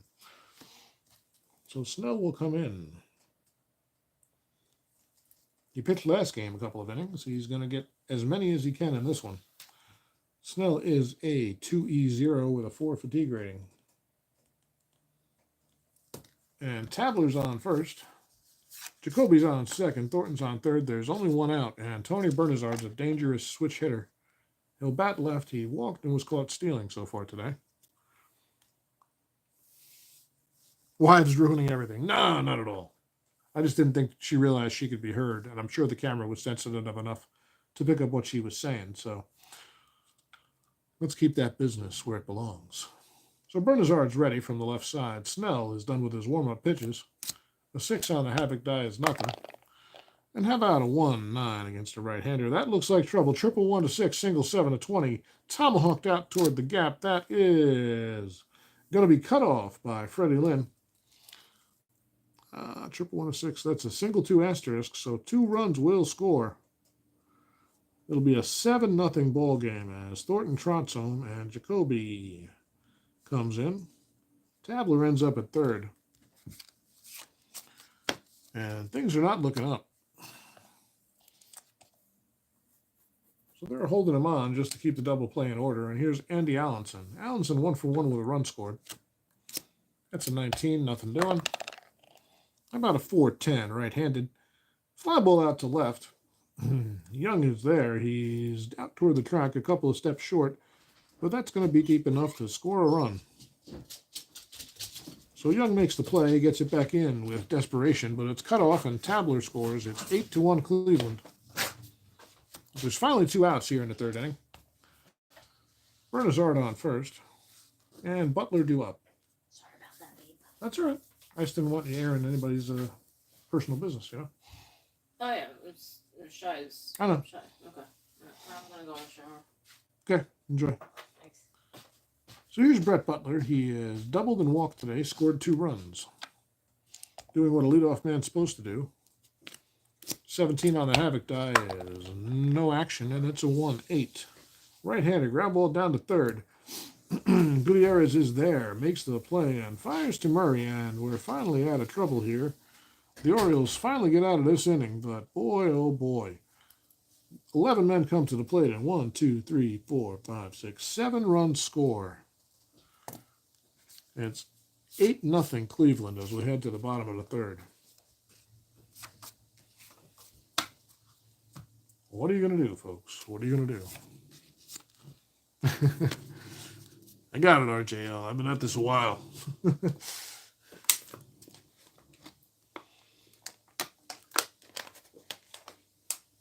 We head to the bottom of the third. Baltimore trying to get anything going. It's going to be Dempsey, Gutierrez, and Wiggins to face Candiotti. And Tom's got to feel pretty good with an 8-run lead. He could probably take a little bit off and pitch to the score. So here's Dempsey. 3-10 against the right-hander. Ground ball down to second. No rush for Bernazard. He throws in plenty of time to retire Dempsey for the first out of the inning. Here's the third baseman, Jackie Gutierrez.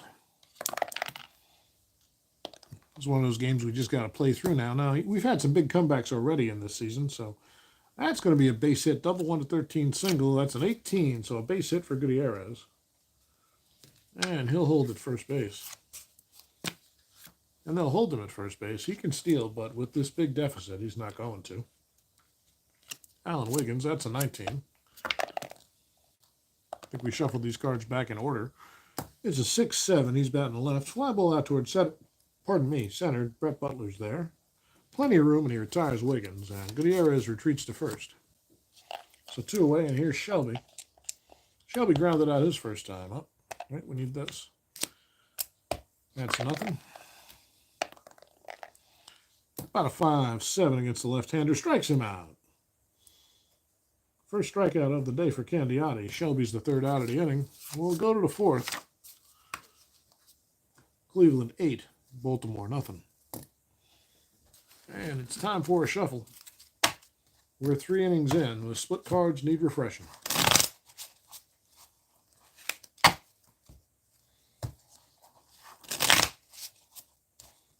Guys, I talked about Sports Time Machine and IG Investor already, but RJL is another excellent YouTube streamer and creator. Go check out his channel if you haven't already. Give him a subscribe. Hang out with him when I'm not around. Or even when I am around if you prefer. I don't mind. We're not here to make money. We're just here to have fun. There's no money in YouTube sports sims that I'm aware of. Even if you're one of the big creators. How much could you possibly be bringing in? We're not here in the millions, folks. We're lucky to be in the thousands. And that's not what I'm here for anyway. I just like sharing these games with folks. No illusions about any kind of full-time sports simulation work in my future. But who knows? Maybe you can get discovered this way. Discovered at 51. Picked up to announce some minor league baseball. I'd quit my job for that. What the hell? Life's too short. All right, let's cut these cards.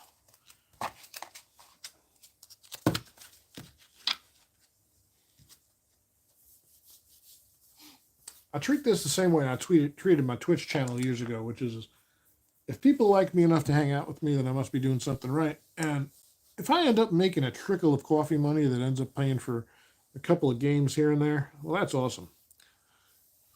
It'll never be enough to support the way I spend on this hobby, though. So here's Cal Ripken. Well, we got to put those guys out there. Nate Snell. Nope, I'm doing this right. It's not Cal Ripken. We're going to the fourth. It's going to be Nate Smell facing Smell. I'm okay. I'm not even drinking, guys. Nate Snell facing Otis Nixon, Julio Franco, and Andre Thornton. Nixon's 2 for 2 today. Scored a run, drove in 2 runs, and 2 bases. The delivery from Snell, it's a 4-7. Batting left, fly ball out to center. Freddie Lynn is there, and Nixon's retired. Here's Franco. Franco 1 for 2. How about a 3-7? Grounder to short. Ripken's there. And Franco's out. 2 away quickly here for Snell. And Thornton to the plate. 0 for 1 with a run and a walk for Andre. 4-11. Ballpark homer chance. Right-handed is a 1-13. That's a 14. That is a possible Rob home run because we use that rule. So he's a righty. It is the first number of the out. So therefore, center fielder is responsible here. That's going to be Freddie Lynn. He's a 2. And our split for that is 1-7 homer, fly out 8-20. That's a 1. That's a home run for Andre Thornton. Fred Lynn went up for it, but it was just over his glove, and Thornton has himself a solo homer. It's now 9-1 Cleveland. And here's Mel Hall with 2 outs. Mel's 0 for 2 today, 6-4 lefty.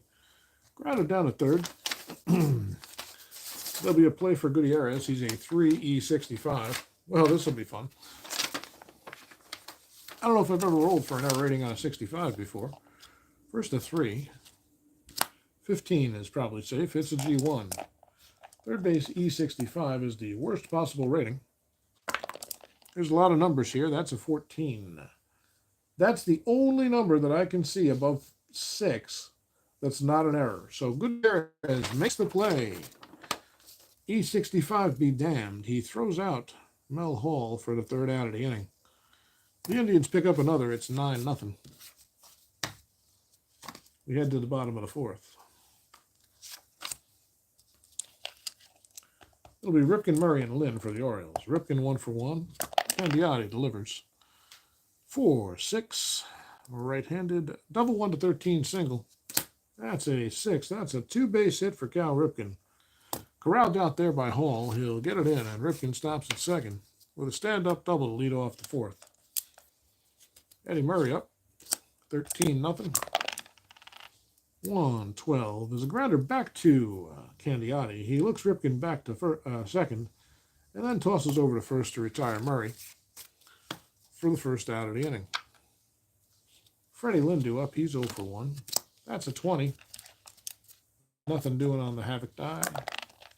About a 4-5 against the left-hander. Triple 1-4, single 5-20. This is going to get a run, and it's a base hit. It'll be cut off out there. They get it back into the cutoff man. Ripken will score, and Lynn puts the Orioles on the board with an RBI single. They can start shipping away, folks. There's still plenty of time left. We're only in the 4th. That makes it 9-1, and here's the switch hitter Mike Young due up. Young walked his first time up. About a 4 and a cocked eye. About a 4-6. He's batting left. Double 1-11, single 12. That is a 1, a 2-base hit for Mike Young. Lynn's around third. They will hold him up as the strong throw comes in from Nixon. So Baltimore getting something going here. It's 2nd and 3rd with 1 out. And Jim Dwyer, the left-handed designated hitter, will come to the plate. Candiotti looks in for the sign from the stretch. About a 5-5 lefty. Strikes him out. Just what Tom ordered. His 2nd strikeout of the day, just when he needed it most. And there's 2 down now. Runners at 2nd and 3rd with 2 away here in the bottom of the 4th for Baltimore. And it's Rick Dempsey. Dempsey 0 for 1 on the day. 18 is nothing. How about a 3-4? Strikes him out. Back-to-back strikeouts. For Candiotti, he found a little extra in the tank all of a sudden. Wanted to make sure this one didn't start to get away from him. And retires the side. 1 runs in, 2 left. Baltimore trails by 8. 9-1 as we head to the 5th. A little water. And then it'll be Jacoby, Tabler, and Bernazard. Here's Brooke Jacoby. He's 0 for 1. Runner to walk today.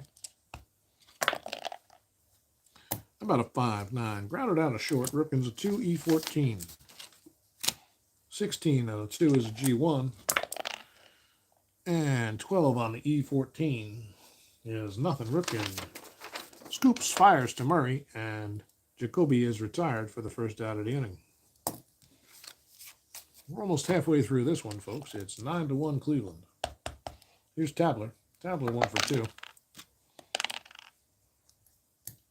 How about a 5-3? This one's hit out toward right. John Shelby there will have a play.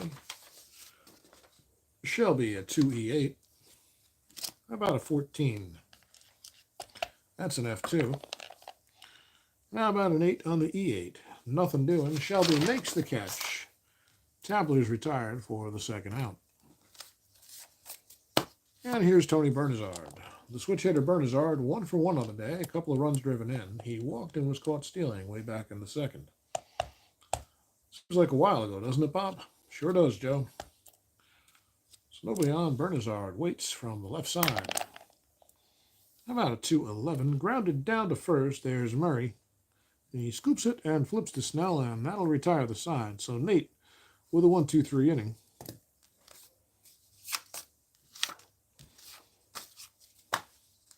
The Indians stay right where they are, and Baltimore will try to make up an 8-run deficit. Bottom of the fifth, it's going to be Gutierrez at the 9 spot, followed by Wiggins and Shelby. Gutierrez 1 for 1 on the day. How about a 1-4? Grounded down to short. Franco's there. Tosses to Tabler. Gutierrez retired in plenty of time for the first out. Here's Wiggins. He's 0 for 2. That's a 6-7. Handed fly ball to center. Brett Butler roams over and makes the catch. 2 away. It's the right fielder Shelby. He's also 0 for 2 with 2 down here, bottom of the fifth.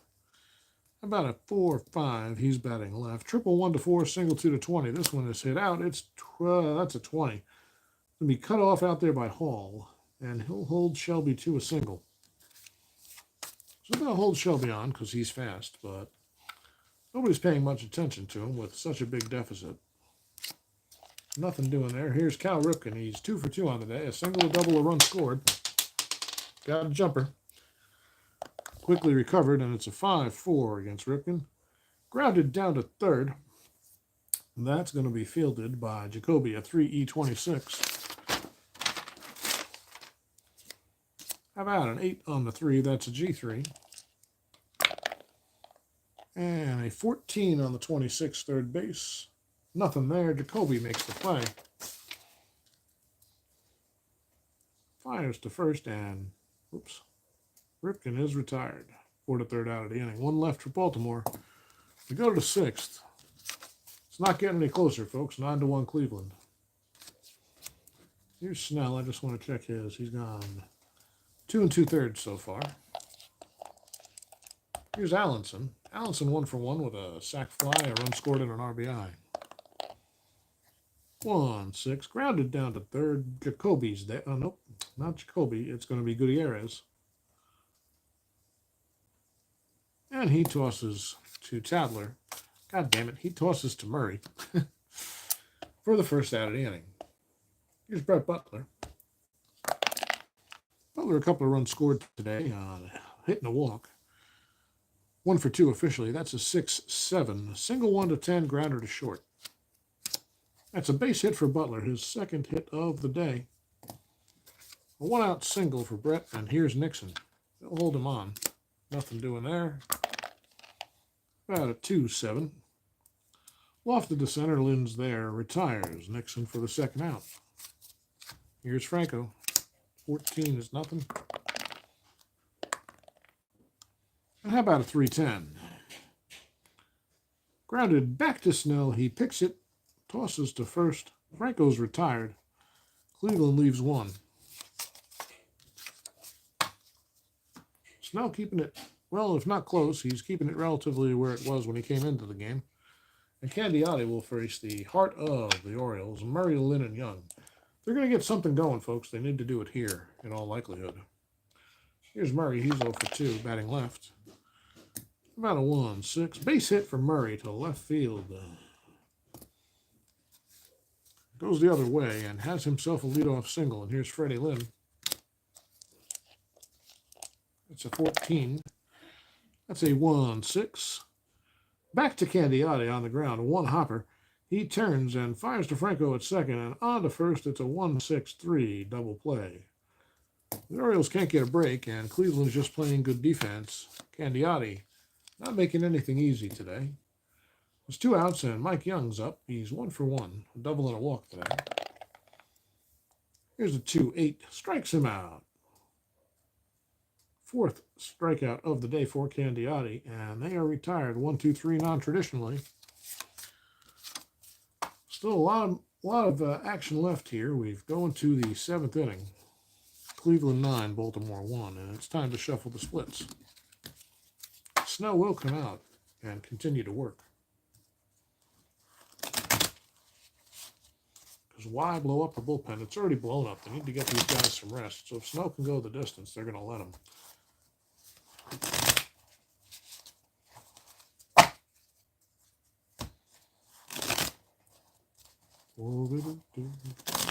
Besides, this gives us a break from calling the game. You just take a minute or two to relax the vocal cords, talk to you guys about the beauty of poetry in the springtime. Wait, what are you talking about? I don't know. Sometimes I worry about me, Joe. Who are you talking to? Still don't know.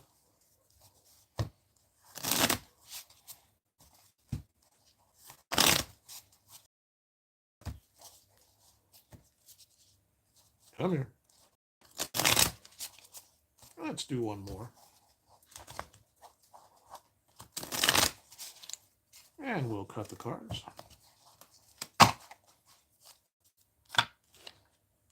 We're back in Memorial Stadium, folks. It's 9-1 Cleveland. And the Indians will send up Thornton, Hall, and Jacoby in the top of the 7th. Here's Thornton. Thornton homered his last time up. He's 1 for 2 on the day. He scored a couple of runs. It's 2-3, and that's a ballpark single chance. Right-hander 1-8. That's a base hit for Thornton. That's his 2nd ballpark chance of the day. That's come good. So Andre's on first. They're holding him just to keep the double play in order. And here's Mel Hall, 0 for 3 on the day. 2-7. Grounded down to first. Murray is there. He starts it over to Franco and back to Murray, a 3-6-3 double play. Nice play by Eddie to start that double play. There's quickly 2 outs here in the 7th. And here's Jacoby, 0 for 2, a run and a walk. I'm waiting for Fall Classic Baseball, folks, because I need another replay, don't I? Got a couple of seasons of Fall Classic on the way. I haven't played it yet. That's the first strikeout of the day for Snell. As Jacoby's retired, it's a 1-2-3 inning. Non-traditionally, thanks to the double play. We'll go to the bottom of the 7th. Orioles trailing by 8. They will send up Dwyer, Dempsey, and Gutierrez. Here's Dwyer. He's 0 for 2. I got 64 and I got 89. So I was trying to fill in some gaps for stuff I don't have in other games. So 64 is supposed to be a great season. I've never played it in any baseball sim, so probably going to start there. And I keep picking up 80 seasons. I think I have everything but 83 and 87 now in some game. So one of my long-term goals is to replay all of the 80s because that was my heyday as far as baseball goes. So I'm always going to, I think, have an 80s replay going at the same time that I have a different replay going. So right now it's 86-54. Who the hell knows when we'll finish those? But when we do finish 86, we'll pick another 80s replay, depending on what I feel like playing. And when we finish 54, we'll probably play 64. So anyway, that's how I'm thinking. Here's Pat Tabler. No, I'm lying. It's Jim Dwyer in the bottom of the 7th. Dwyer's 0 for 2. I don't know if I rolled yet, so we'll roll again. I'm probably robbing the poor guy of a base hit, but what the hell? 6-7, that's lofted to center. There's Butler. And Dwyer jogs this one out and back to the dugout for the first out. Here's Dempsey. He's 0 for 2. 1-6. Earl Weaver not making any moves. Single 1-3. Nope, that's a line drive right at the second baseman, Bernazard, for the second out of the inning. Here's Gutierrez. How about a 4-7 against the right-hander? Single to left. He pulls it through the left side and has his second hit of the day, does Jackie.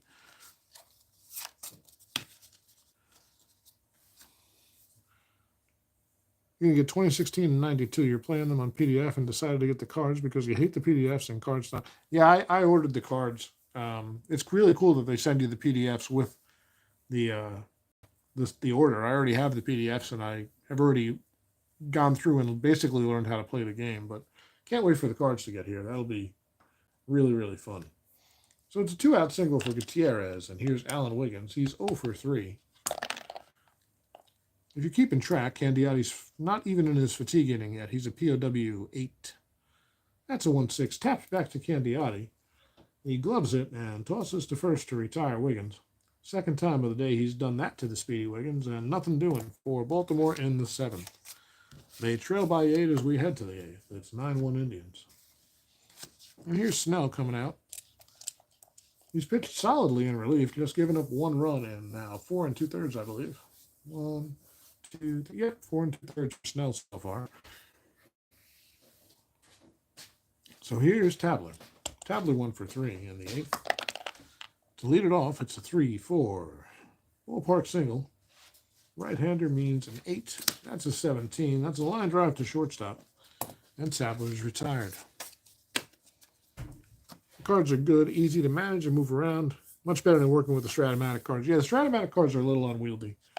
I already like the APBA cards better, and I really like the payoff pitch cards as well.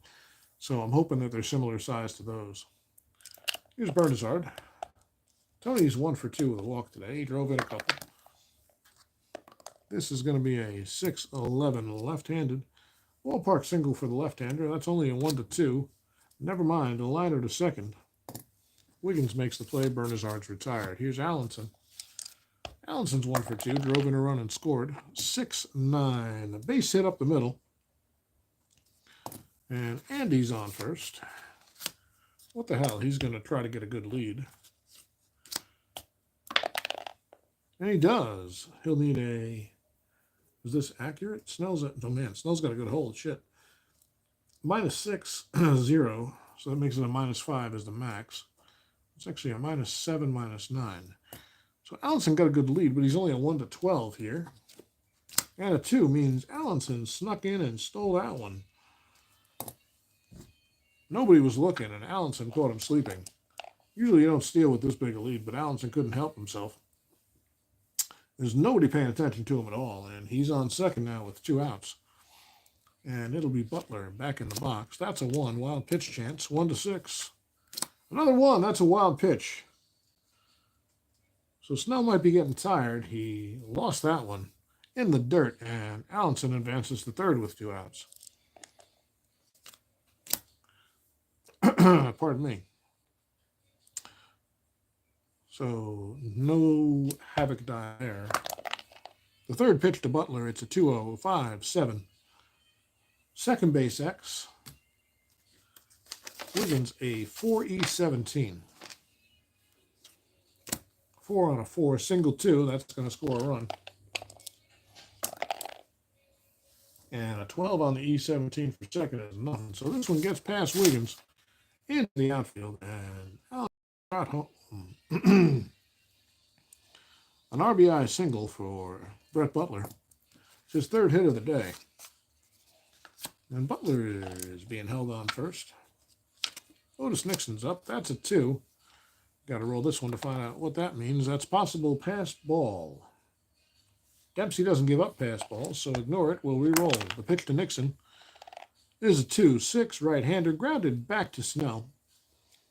He takes his time and tosses to first to retire Nixon. But another run in. It's now 10-1.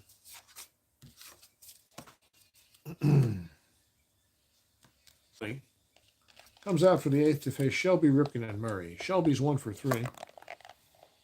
About a 4-8 left-hander. Base on balls to John Shelby. Lead-off walk. Hope springs eternal for the Orioles, and it's Cal Ripken due up.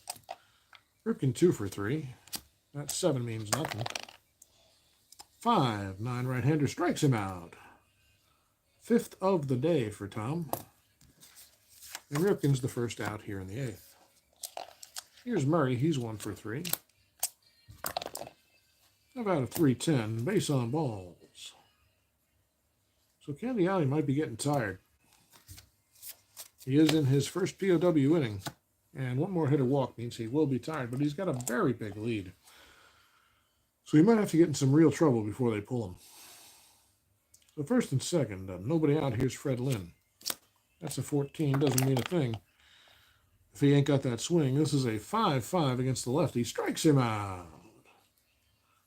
Got him chasing. Lynn's down on strikes. The 6th of the day for Tom Candiotti. And here's Mike Young. 1 for 2 is Young. 2 men on, 2 outs here in the bottom of the 8th. How about a 4-8? Left-handed, another base on balls. That's not good news. Candiotti has walked the bases loaded, and he's now officially tired, and he's got to deal with Jimmy Dwyer. You're going to let him try to work out of it. The pitch to the left-handed Dwyer, that may not be good news. A 1-3. It's on the ground a second. Bernazard's there and fires over to Tabler to end the inning. So Candiotti gets through the 8th. He has a 10-1 lead and doesn't want to come out of this one. There'll only be one more transfer for Baltimore. Well, here's Nate Snell. Do my math right. 0.2, 1, 2, 3, 4, 5 2/3. So after one more batter, Snell will be fatigued no matter what. It's Julio Franco leading off. How about a 1-10? Right-hander. Ballpark single. 1-8. That's a 14. Nothing doing. Leonard to short. Ripken makes the play. Franco's retired. Snell's now tired, but he's not coming out. He's going to need a few days off after this one. Here's Thornton. 2-6. Strikeout. 2nd of the day for Snell. He's tired, and apparently that helps him. So 2 out here for the Indians in the 9th. Mel Hall 0 for 4 so far today. There's a 1-6. Grounded back to the pitcher. Snell has been adeptly fielding these comebackers today. And he gets through a 1-2-3 9th. Now it's just down to the Orioles hitters. They need 9 runs to tie it up. 10-1 Cleveland as we head to the bottom of the 9th. Candiotti will come out, fatigued and all, to face Dempsey, Gutierrez, and Wiggins. We're not even pinch hitting, folks. It's Dempsey. 2-4. Strikes him out. 7th of the day for Tom. Gutierrez has a couple hits on the day, 2 for 3. See some chat happening. Then another strikeout. 2 in a row here. Gutierrez is out. 8th strikeout for Candiotti, and the Orioles down to their final out. Here's Alan Wiggins, 0 for 4. Switch hitter batting left. How about a 2-5? And he lays off, and that's a walk. So Wiggins down to first. He's got speed players because he can't steal 9 runs. They won't even hold him. 17 to Shelby. How about a 6-11 left-handed fly ball right field X? The right fielder. Who the hell's playing right? Mel Hall is a 4-11. 17 is an F2. Hall's ranging. 7 on the 11. Nothing doing. Hall's there. Makes the catch for the final out of the inning, and that's the ball game, folks. Hall playing right. That's a 9, and that's calling it. 1 left. Nothing doing for Baltimore in the 9th, as was for most of the game. It's a final score of 10-1. What we got going on over here? Oh, it's what were we talking about? Fall Classic before. So there we go. That's our ball game, folks. The Cleveland Indians 10, Baltimore 1. Let's get some card order going here. So here's Snell. He is fatigued, which means Havens, Ossie, and let me get these guys in order. Havens, Ossie, and Bordy are good. Jones is tired. Snell's going to go upside down and right side up. We need some Orioles here.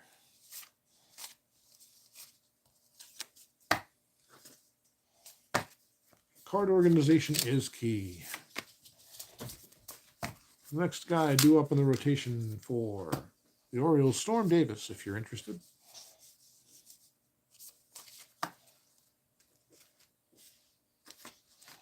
The Cleveland bullpen gets a much-needed rest in this one. As you can see, everybody was tired, so it's going to be flip them around and put them in order.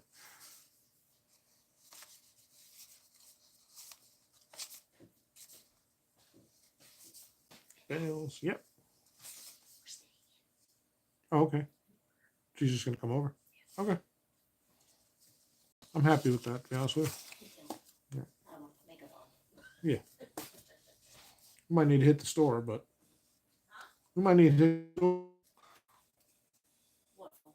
Something to drink. Yeah. All right. What do we have to drink? Just the Woodford? Oh, all right. Depends on what we're eating. Anyway. Hey, we're staying in. I didn't want to go out tonight. It's cold out there. And next up for the Indians rotation is going to be Phil Necro. But we're not playing that one right now. I think they're done playing each other here. I think we're going to have weekend series starting the next calendar day. Hey, Kenyon Gray, thanks for stopping by, man. Appreciate it, and appreciate your very kind comments on my various videos. Your support is very, very nice. Thank you very much. So Candiotti gets the win. He goes fatigue, and let's see what he did. He gave it 1, 2, 3, 4, 5, 6, 7, 8.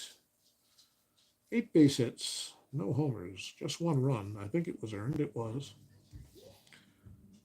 It's going to be 8 strikeouts, and let's see how many walks. 1. Not many. Till the end here. 2, 3, 4, where he walked the bases loaded, and 5. So he ends up with 5 walks, fought through his fatigue, and gets the win. Means 8 hits for Baltimore. How many errors for Baltimore? Let's check. Here's an E8. I don't keep individual fielding stats. It's just too much of a hassle. I did in one replay, and boy, was that a pain in the ass, especially since I do everything by hand. So here's Dixon. Dixon went 2 1/3. He will take the loss. He got shelled. 1, 2, 3, 4, 5. Only 6 hits. That's enough, though. No homers. How many runs? 1, 2, 3, 4, 5, 6, 7, 8 runs allowed. Were they all earned? That one was single, a walk, a single, 1 run in. Those 2 runs scored there, so that's 3 runs, and he goes to third. He'll be first and second, 1 out. Bases loaded, another run in, another run in. Yeah, all those runs are earned. 8 earned runs. How many strikeouts? I don't know. 1. 1 K and a few walks. Let's see. 1, 2, 3, 4 walks and 1 strikeout for Dixon. And then Snell did a great job in relief. After the game was pretty much already over, he gave up 2 runs, both earned. That's the easy calculation here. He gave up, well, he went 9, so he must have pitched 6 2/3. There's the 2/3. 1, 2, 3, 4, 5. Yep, 6.2 for Snell. Hits 1, 2, 3, 4, 5, 6 hits, 1 homer, 2 strikeouts. How many walks? No walks. Well, that's how you pitch well in relief. So Snell had a hell of a relief outing. He gave up just 2 earned runs in 6 2/3 innings in relief of Dixon. 12 hits for the Indians.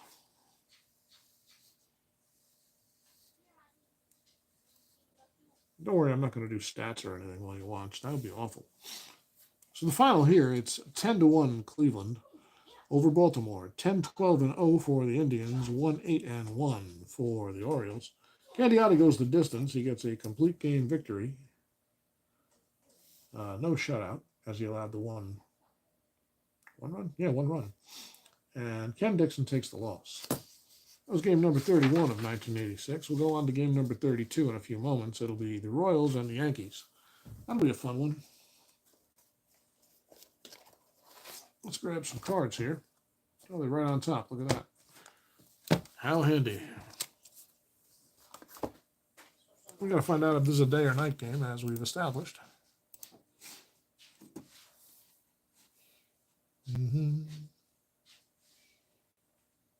We're in Yankee Stadium on April 10th. As I wait for Baseball Reference to load the page, it's a day game on grass in front of 13,052 at Yankee Stadium.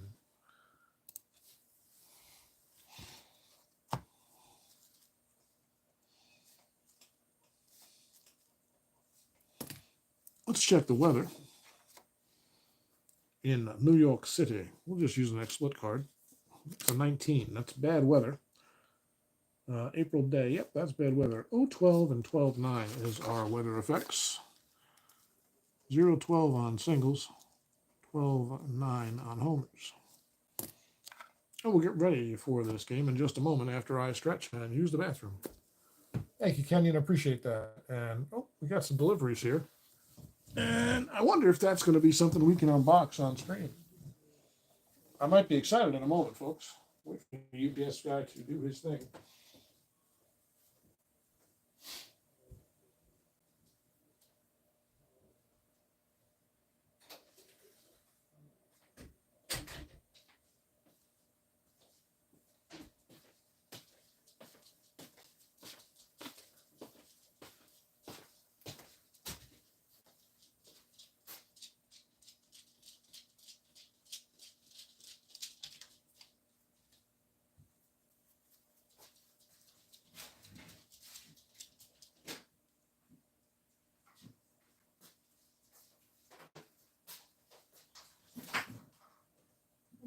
Not even yet. Way too early. Oh, it's 3 o'clock. Yeah. I didn't realize what time it was.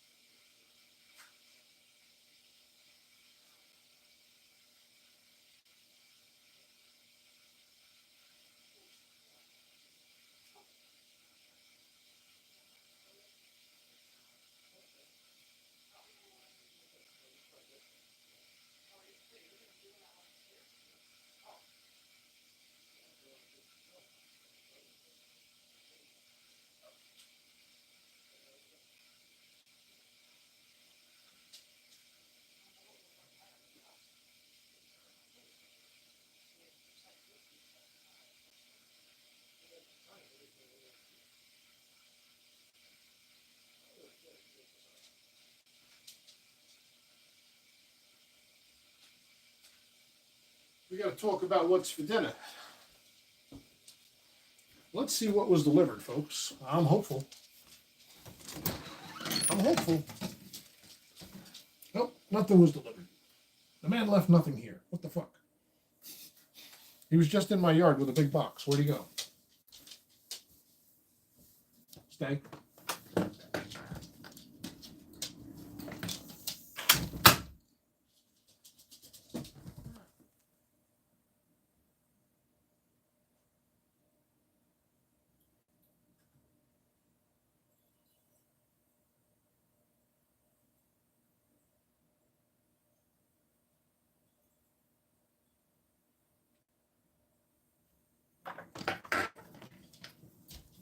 Well, either we've got really fast porch thieves or he came to the wrong address. Shucks. I was hoping for some FCB. But that's all right. We've got plenty of Strat to play. I don't know how many baseball games I could possibly need. Need? There's no need involved, sir. All right, let's get these lineups set for this matchup between some heated rivals, the Kansas City Royals and the New York Yankees. It's Saberhagen for Kansas City today.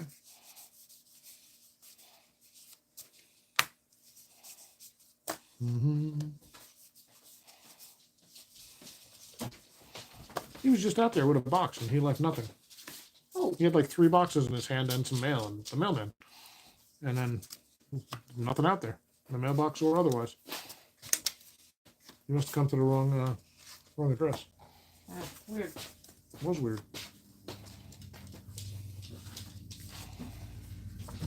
Well, let's see if we got the right cards. Smith, Wilson, Brett, White, Gray's out. Lee Balboni.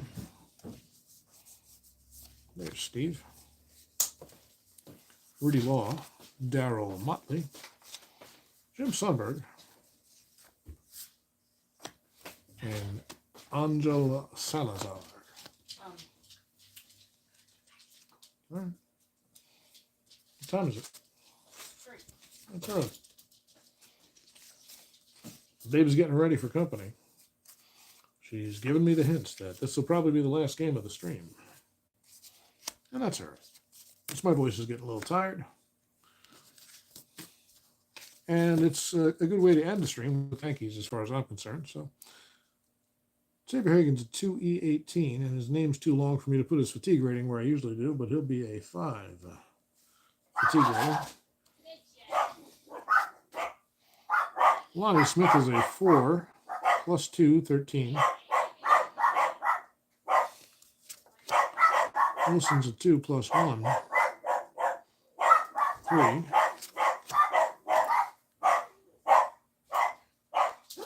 He might have come by and took it. That wouldn't surprise me, Buster. I would understand completely.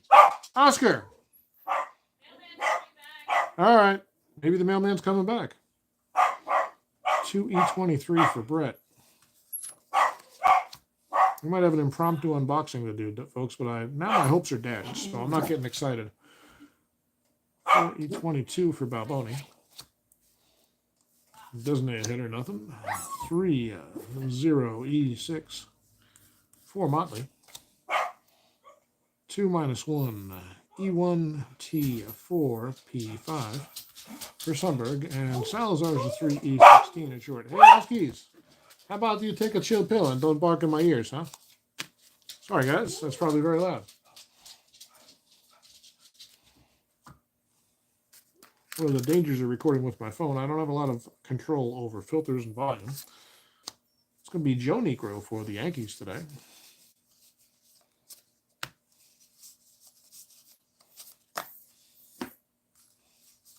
You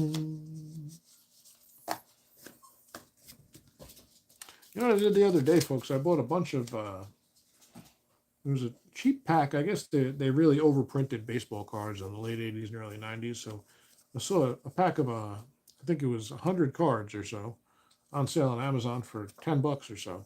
So I picked that up and got it. Had some fun opening them up. And got some Niekro Brothers, got some, got a Barry Bonds card actually that, if it grades well, is worth about $150. And also got a Nolan Ryan 5,000 strikeout card from Fleer, I believe. Also priced out at about $150 on the buyer's guide. So that was a pretty good investment for $11. We got Henderson, Randolph, Mattingly. I have no idea how they're graded, though. They were in sealed wax packs. So hopefully they're in pretty good shape. Not that I'd be selling them. Not my style. I like to have them. Easler, Griffey, Paliarulo, Weiniger, and Meacham.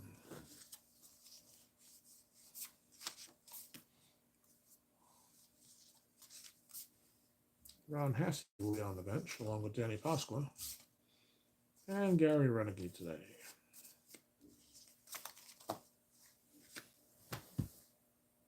And the neighbors' puppies are out now. The barking will likely continue. Here's Niekro, 9-10, a 4.87 ERA, and 25 starts for New York in 1986. He's a 5E11 with a 5 POW. Looks like we'll see some bullpens today, no matter how the dice roll. Henderson in center, a 1+2 E7. Randolph a 2E24 at second.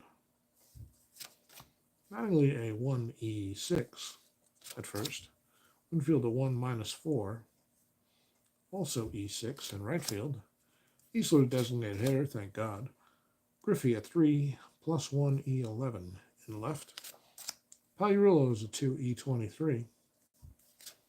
Weiniger is a 4-0. E3T3P4.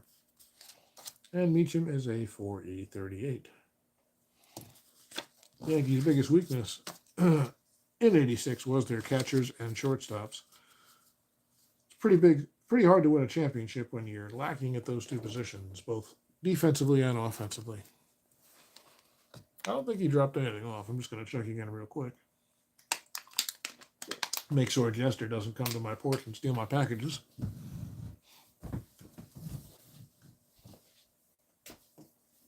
don't know what the mailman's doing. He's going a whole lot of order today.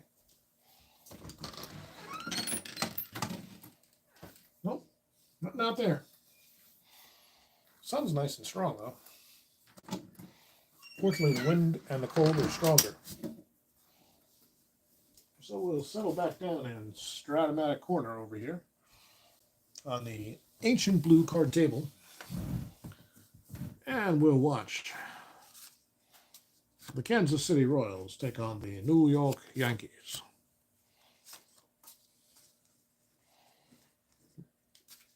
Terrible Bob Shepard impersonation, sir. Indeed. I remembered to do the weather this time, so we can just shuffle these cards and have some fun. Our third game of the stream is about all my voice seems to be able to take these days. I have to start doing some vocal cord exercises. I don't know how the hell, I guess because when I was streaming on Twitch, I would do like 6-hour streams every night and like 24-hour streams fairly frequently on the weekends. My voice never broke up like this, but I think it's a different kind of, probably don't talk as continuously. Probably let the game do most of the talking when you're streaming a video game.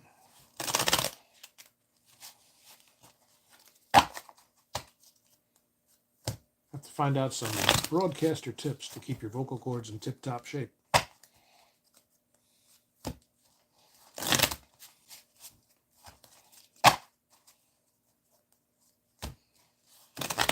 All right, how about one more and then a cut?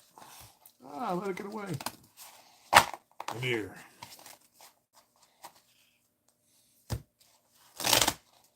We missed. Oh, terrible job. It's all going to shit. Come on, baby. Use those cards.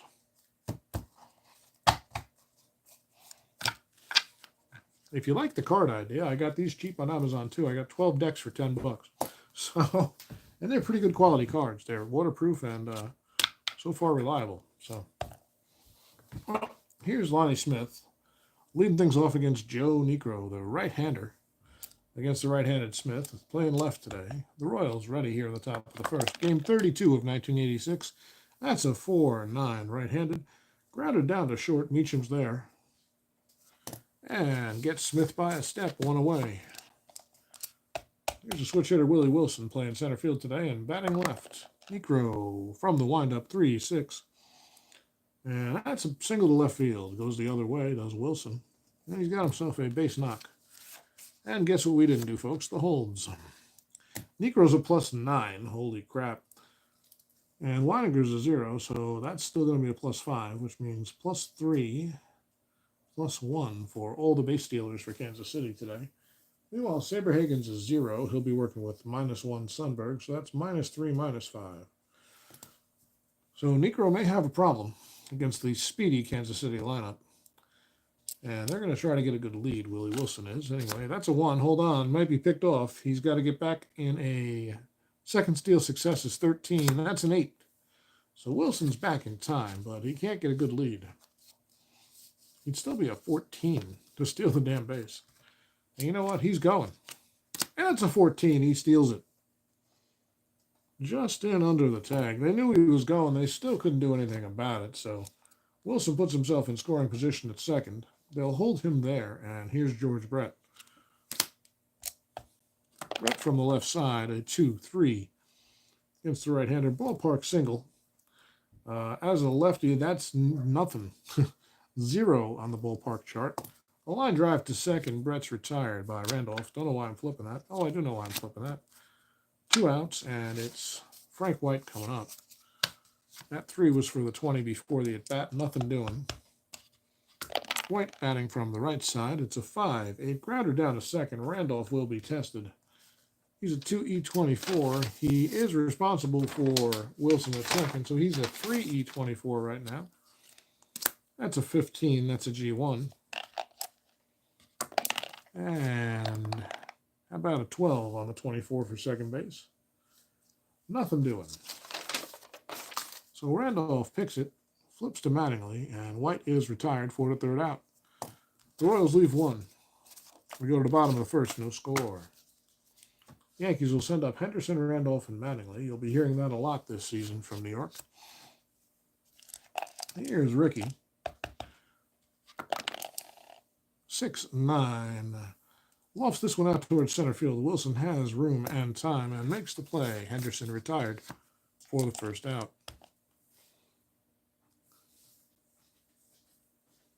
Does he have his Emery board with him? Undoubtedly, Kenyon. Undoubtedly. Here's Randolph. How about a 1-4 against the right-hander? Grounded down to third. Brett is there, and Randolph's retired.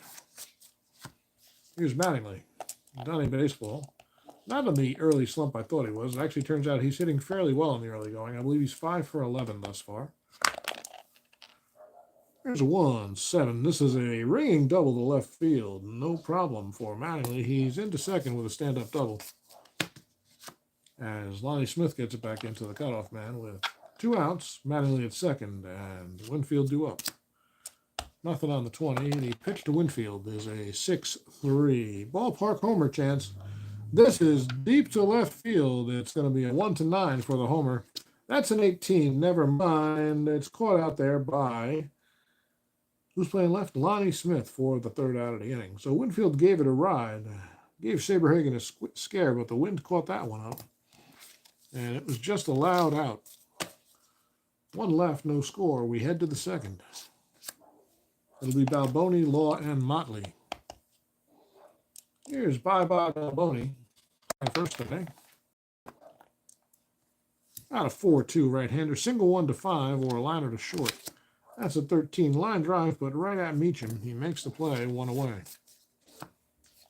Brings up Law, the designated hitter today. How about a 2-8 against the righty? Grounded to short. Meacham's there. Over to Mattingly, and Law is retired by half a step.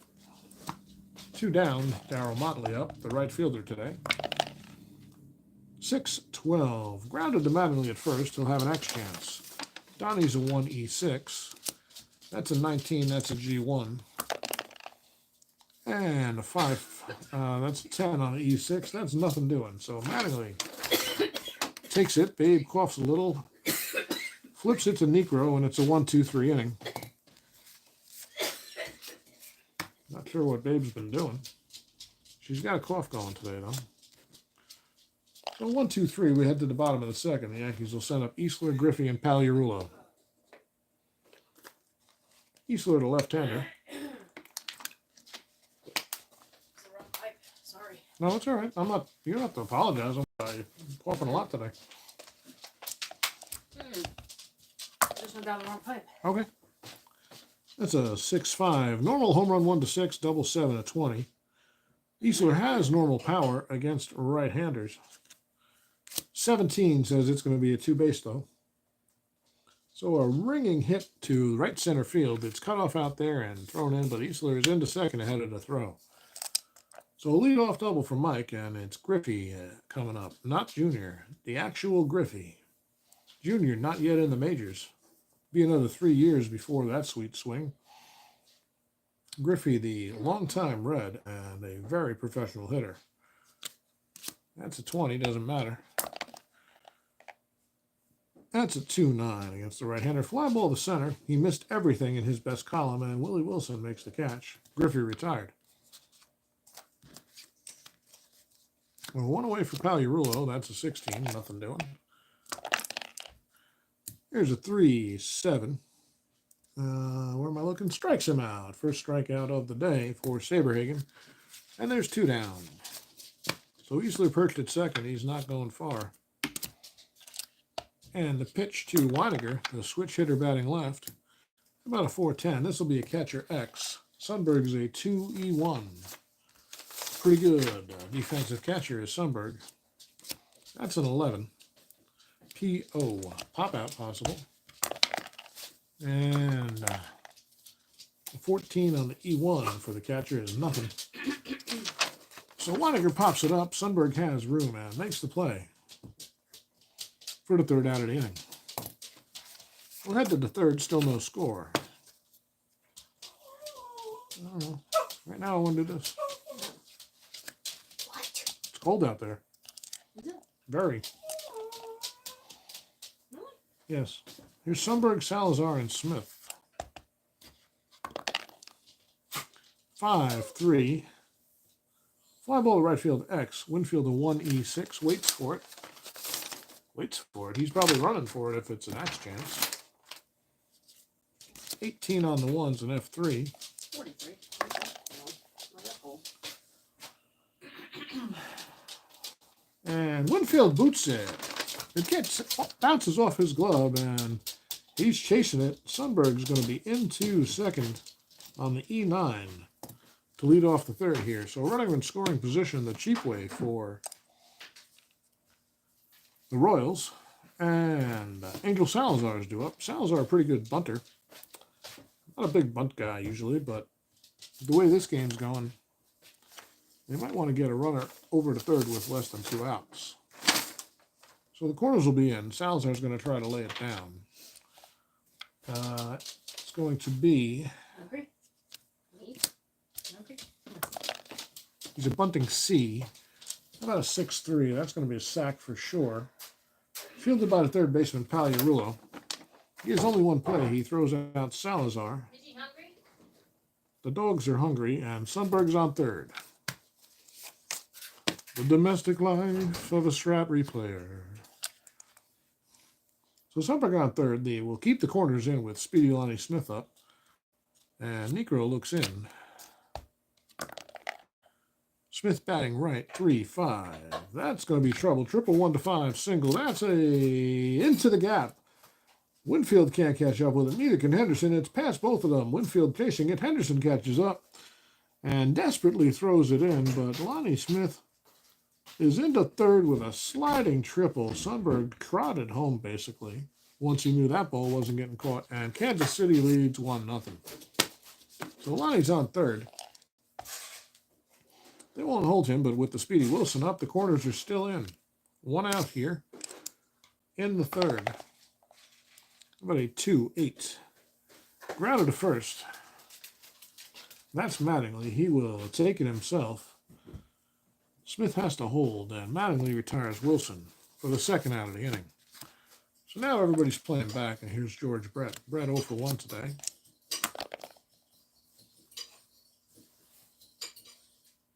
Kenyon, I just wanted to relive a little split deck fantasy from the old days. It came up on Facebook how we used to do things long time ago, and I felt like playing with the split deck today. So I'm having fun with it. It's flowing pretty well. The only time it gets clunky is on some of the pass ball chances and stuff like that, but it's working. Even then, it's clunky to roll the D20 2-3 times in a row sometimes. So there's a 2-9 for Brett, and grounded back to Negro. He makes the play, tosses to Mattingly. Brett's retired, and they get out of it with just 1 allowed, 1 left. But the Royals now lead 1-0. We head to the bottom of the 3rd, and it's Saberhagen coming out to face number 9 hitter Meacham, followed by Henderson and Randolph. Here's Meacham making his first at bat of the day. It's a 4-8. He's batting left, and he's down on strikes. Second strikeout for Saberhagen. There's 1 away in the 3rd, and here's Henderson. 2 out his first time up. 6-8. Single 1-7 or grounded at 3rd. This one's a hot shot down toward Brett. And, just in his glove. And he plants, fires, and Henderson's retired by half a step. Great play by George Brett down there at 3rd base. And there's 2 away for the Yanks in the 3rd. Here's Randolph. He grounded out his first time up. Saberhagen from the windup. That's a 5-7. On the ground to second. Frank White's a 1E11. He's going to be tested. Well, that's a 20. That's a G1. And that is a 13 on the E11 for second base. Nothing doing. White has it. Flips to Balboni. And Randolph's retired. A 1-2-3 inning for Saberhagen in the third.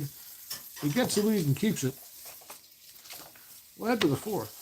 Kansas City 1, Yankees nothing. Negro out for his fourth inning of work. He's pitched relatively well so far. If it wasn't for that error on Winfield on a misplayed ball, it'd be a scoreless game in all likelihood. But he'll face White, Balboni, and Law. White 0 for 1. How about 6-5? Right-hander fly ball to right. Winfield measuring this one and make sure he puts it away with both hands for the first out of the inning. Here's Balboni. He popped out to short his first time up. 5-5. This one hit in the air to center. Henderson ranging. He has plenty of room, and Balboni's retired. So 2 away here in the top of the fourth. And it's Rudy Law, the left-handed designated hitter. 4-7. Batting left. That's going to be a base on balls. Negro misses high, and Law lays off. He doesn't chase, and he's down at first base. And he will have an incredible chance if he can get a good lead. He needs a 2-6. First to 20 roll. That's a 12. Doesn't mean anything. And that's a 7. No good lead. So he'd still be a 14. With 2 outs, he's going to try. So the pitch to Motley is low. Law is off to the races. That's a 12. He's in there ahead of the throw just barely with his first stolen base of the day. So Law's on second. They'll hold him. And Motley back in the box, the 1-0. That's a 2-2. A line drive, but right at Pagliarulo, he barely has to move and he makes the play. So 1 left for Kansas City. They do not score and are nursing a 1-0 lead as we head to the fourth. Bottom of the fourth, it'll be 3-4-5. Mattingly, Winfield, and Easler. Mattingly, we went an extra inning here without shuffling, but that's all right. Mattingly 1 for 1 with a double so far today. That's a 1-7, and this is a ringing double toward left center field. Mattingly doing exactly what it did in the first at bat. Little shit. I don't know what Babe's talking about. She got a barrette out. Well, yeah, she don't like him. So Mattingly on second. It's Winfield up to bat. Dave's 0 for 1. The 11 means nothing here. And a 3-4. Ballpark single chance. For righties, it's a 1-12 today, and that's a 14. Nope, liner to short. Salazar has it. Winfield's gone. 1 away. Here's Easler. Easler doubled his first time up. Mattingly on second. How about a 2-8? A chopper back to Saberhagen. He looks Mattingly back to second and tosses to first to retire Easler for the second out here in the fourth. That'll bring up Griffey. That's a 9-0. The pitch to Griffey is a 4-12. That is hit deep to right field. A 1-12 ballpark homer chance. That's gone! Ken Griffey, I almost said junior, but it's not. It's Ken Griffey Sr. with a 2-run homer to put the Yanks ahead 2-1 here in the bottom of the fourth. A mammoth shot by Griffey. That one's about 440 feet away. And the Yanks have the lead. So Saberhagen to pitch to Pagliarulo with 2 outs here. How about a 6-4? 6-4 left-handed. That's a ballpark single chance. Not for lefties, it isn't. That's a liner to second. Big 0 on the ballpark singles here in Yankee Stadium today. For left-handers, anyway. And that's the final out of the fourth, but the Yanks take the lead on that big Ken Griffey homer. They lead 2-1 as Negro comes out for the fifth, which will be his first POW inning. You walking him? Mm-hmm. Okay. Enjoy. Thanks.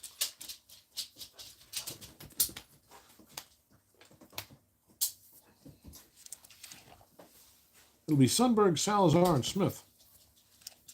in the 5th against Necro. I got to shuffle these. Hold on. We're going to let that roll stand, but I got to shuffle these. Otherwise, we're getting unrandom pretty quick.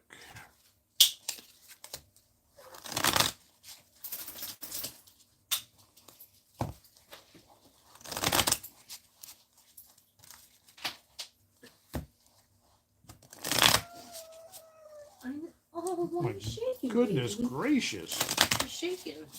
Puppies are going for a walk with the wifey. Come on, sweetheart. Come here, my love. Come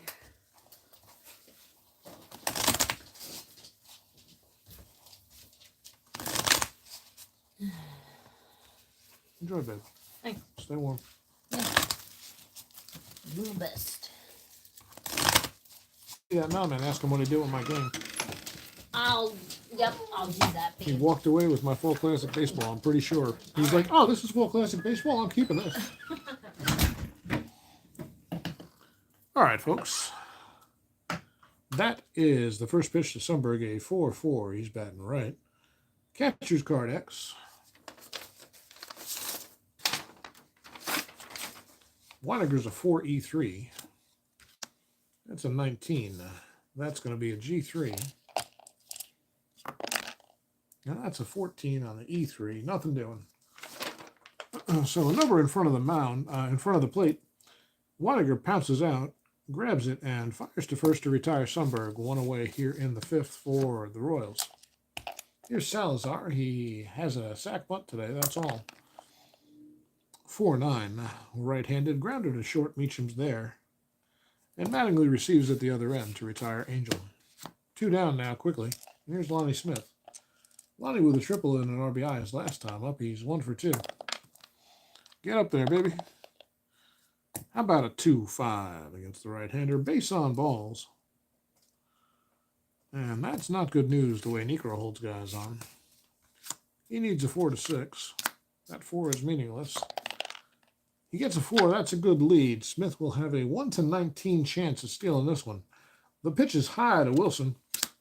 And he's in well ahead of the throw. Lonnie Smith with a stolen base gets himself in scoring position with 2 outs. They will hold him at second. Wilson batting left, so the shortstop, Meacham, will be responsible for the hold. Here's Necro, looks in for the sign. He likes what he sees. How about a 6-5 against the left-hander? Grounded down to first, Mattingly with no problem. Scoops it and steps on the bag to retire Wilson. So 1 left, no score, and it's 2-1 Yankees as we head to the bottom of the 5th. New York will send up Weiniger, Meacham, and Henderson. Saberhagen also in his POW event. A couple of short timers today, but they're both pitching okay. Weiniger 0 for 1. How about a 6-8? Left-hander strikes him out. 3rd of the day for Brett. Of course, Saberhagen, not quite the pitcher he'd be in a couple of years. Actually, I think 87 was his real breakout year. So he's 1 year away from that, if I remember right. Here's Bobby Meacham, 0 for 1 with a strikeout today. How about a 3-3 against the right-hander? Ballpark single. Meacham batting left. Never mind. No chance today in Yankee Stadium. That's a line drive to the second baseman, Frank White. 2 outs quickly. Here's Henderson. He's 0 for 2. About a 6-6. Triple 1-5. Single 6-20. That's going to get through everybody. A 3-base hit for Ricky Henderson. Claps his hands as he slides into third. Ricky's on third. They will hold him. Yeah, they'll hold him at third. And that brings up Randolph. Willie 0 for 2 today. About a 2-5. Single 1-16 or a liner to third. That's a 9 for a base hit for Randolph. Henderson will score. A 2-out single for Willie. And it's 3-1 New York. And Randolph on first. He'll try to get a good lead with Mattingly up at the plate. We got to do this first. Nothing doing. Randolph needs a 5. That's a 4. No good lead for Willie. So Saberhagen tosses over, and Randolph steps briskly back to the bag. 2 outs. Randolph at first. Mattingly is up. He's 2 for 2 today with a couple of doubles and a run scored. The pitch from Saberhagen's a 5-9, and he strikes him out. Mattingly chasing a little bit there. That was low and outside, and Donnie was trying to do something with it. Maybe go the other way. Instead, he strikes out, the fourth of the day for Saberhagen. But the Yanks get a run, and they lead 3-1 as we head to the sixth. Negro coming out to face Brett, White, and Balboni with a 2-run lead. We're here in the sixth, and it's George Brett, 0 for 2 on the day so far. Negro looks in and delivers. It's a 1-5. And a little outside, Brett has a leadoff walk. And George can steal a little bit. He might try to get into scoring position. He would need a 5, but he'd be caught on a 10. Negro ready with the delivery, and Brett is trying to get a lead. That's an 8. No good lead for Brett. We'll re-roll.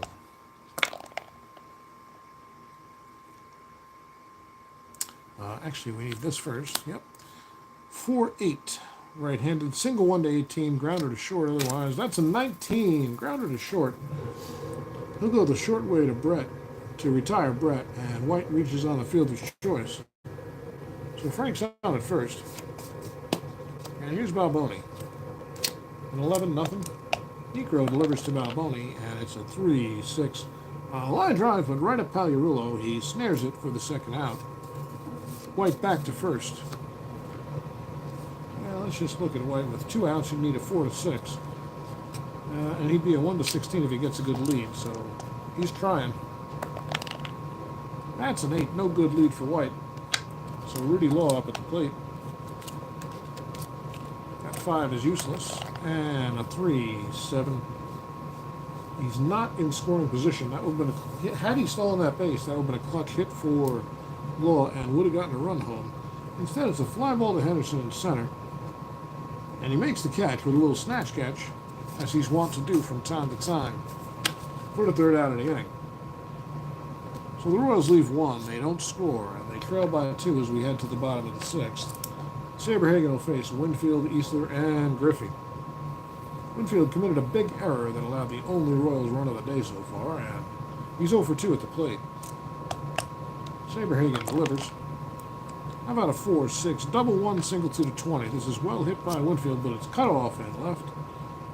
The throw comes in, and Winfield will be held to a single. They'll hold him at first, and here's Eastler. The pitch from Saberhagen. That's a 5-5. Left-hander shortstop. X. Salazar's a 3-E16, or is he? No, he's going to be a 4-E16 because of the hold. So that's a 1. Single 2. Let's check the error. 17 out of 16. That could be trouble. Single 1-E2. Batter at third. Everybody scores. So Salazar picks it in and throws it up the line in right. Eastler with a base hit. Winfield around third. He will score unearned. All the way over to third is Eastler by the time the throw comes back in. So it's 4-1 Yankees on the error by Salazar. Eastler is single, but no RBI credit. It was the run scored on the error. So Eastler at third, and here's Griffey. He homered his last time up. That's a 12, nothing doing. And that's a 4-6 against the left-hander. Base hit. Eastler will trot home, and Griffey has his third RBI of the day. And I think that's all for Saberhagen, folks. He was actually fatigued on that last batter, and I missed it. So Brett's day is done. He can only lose it.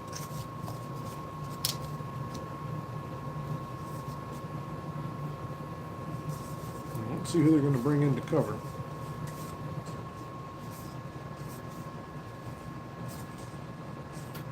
I think it's going to be... Okay, we go that way. Go either way. We're going to go to Mark Huisman. Huisman. I don't know his name. Looks like Huisman to me. With 2 N's. He is a 4E44 in the field with a 4 relief rating. So he likes 4s. That's Wiesman. I think Wiesman is the number 4 in Swedish. It's not. It's definitely not. Don't look it up. So nobody out here. Griffey in the first. Let's just take a look at Saberhagen briefly. He went 1, 2, 3, 4, 5. 5 flat innings. He's still responsible for the runner. He went 1, 2, 3, 4, 5, 6, 7, 8, 9 hits. No, 1 homer. The home by Griffey. The runs are yet to be determined. He could give up 1 more. Walks and strikeouts. He has 4 Ks. And I don't think he walked anybody. No walks, 4 strikeouts for Saberhagen. So Wiesman's warmed up. He's a right-hander facing a left-handed Paliarulo. Griffey at first. He's being held. It's now 1, 2, 3, 4, 5 to 1. New York. Paliarulo waits. He's 0 for 2. We need one of these first. And that is a possible wild pitch. 1 to 11. That's a 12. No wild pitch. We'll re-roll. System works pretty well, doesn't it? That's a 2-6 against the right-hander. Grounded to second. No play on Griffey. They'll retire Paliarulo and Griffey to second with 1 out. Here's Weininger. Pitch from Wiesman, 4-7, left-handed, single 1 to 14, grounded to first otherwise. That's an 8. That's a base hit. Off the glove of Balboni. Griffey will stop at third. They give Weininger the hit, and it's first and third with 1 out. And here's Bobby Meacham. Wiesman delivers. It's a 2-7. Single 1 to 4, grounder to second. That's a base hit. A diving stop out there by Frank White, but by the time he gets up, everybody's safe. An RBI infield single for Meacham. It's 6 to 1 New York. The Yankees are pulling away in this one. So first and second with 1 out, here's Ricky. Ricky's 1 for 3.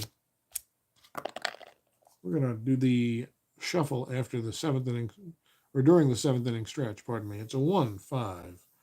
And that one's low, a base on balls for Henderson. And that's going to load the bases with just 1 out. Here in the bottom of the 6th for Willie Randolph. Wiesman from the stretch. About a 3-6. And he walks in a run. Well, Wiesman may take some lumps here. Weininger trots home on the base on balls. It's 7 to 1 Yankees. 4 runs in this inning and still just 1 out. And here's Don Mattingly with the bases loaded. Look out, folks. That's a possible wild pitch. 1-2. Oh, no, it's not. That's a 2. That's a possible balk or pass ball. Possible pass ball on Sundberg, a 1 to 5. That's a 15. No pass ball. We re-roll. So the 1-0 to Mattingly. Oh. No, that's right. That's a 2-5. Grounded back to the pitcher. This is a gift from the gods. Wiesman fields it, turns, and fires. To Salazar at second, and on to Balboni at first. A 1-6-3 inning-ending double play. The Royals finally get out of trouble. They get a little gift off the bat of Mattingly. But 4 runs come in. It's 7 to 1 New York as we head to the 7th.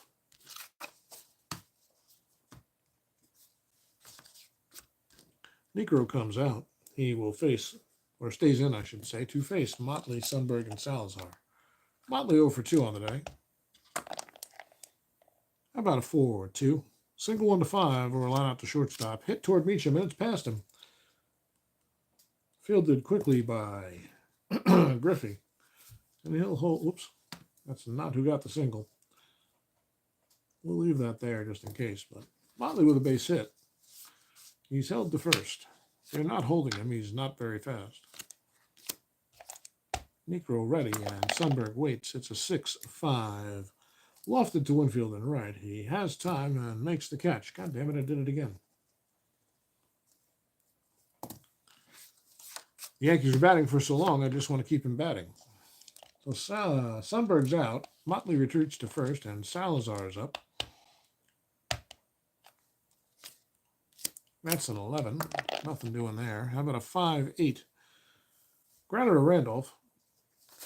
2E24. Is he responsible for any holds? No, Motley's not being held, so 2E24 for Randolph. That's a 16 is a G1. And that's a 8. 24, 8. Nothing doing. Randolph makes the play. Motley to second. Willie had only one play at first, and there's 2 down now for Lonnie Smith in the 7th inning. Motley in second. The pitch from Nico. About a 3-7. That would be a single to right, except it's clutch, folks. So that's a pop-up on the infield, and there to field it is Meacham. Smith is retired. The negative clutch, he chokes. And can't get anything done. 1 left. We'll head to the bottom of the 7th. It's time to shuffle the split cards. The Yanks lead 7-1, and they will be sending up Winfield, Easler, and Griffey.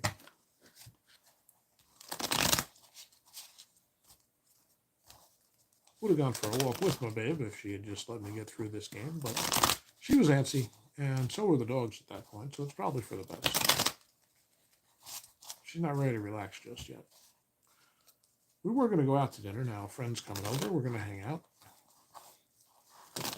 Have a few drinks. Who the hell knows what.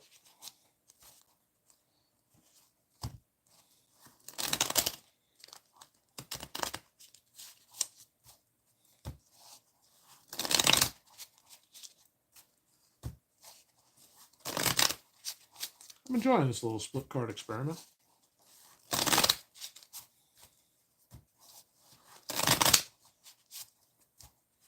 All right, we're ready for the bottom of the 7th. It's Winfield, Easler, and Griffey due up against Weisman. Yanks trying to add to a 7-1 lead. Here's Dave. He's 1 for 3 on the day. And how about a 5-5? Grounded down to short. Salazar's there and makes the play. We'll move this column over. And that's the first out of the inning. Brings up Mike Easler. Easler has 2 base hits on the day and 3 tries. The 1-out pitch from Weisman. It's a 2-2. Grounded down to first. Balboni's there. Flips to Weisman covering. Easler's retired. There's 2 away. Here in the bottom of the 7th, it's Griffey due up. Ken has homered and singled, driven in 3, and scored twice today. 2 hits and 3 tries. How about a 1-12? And he's plunked this time.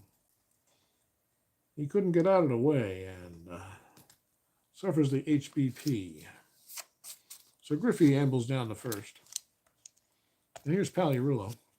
Mike's 0 for 3. That's an 11, not a 1. Worry not. It's a 5-4. Ballpark single for the left-hander. Well, we've been over this, folks. That doesn't happen today. That's a line drive to White at second, and the Yankees are retired in the 7th. They leave 1, but lead by 6. Here's Necro coming out for the 7th. Pardon me, for the 8th.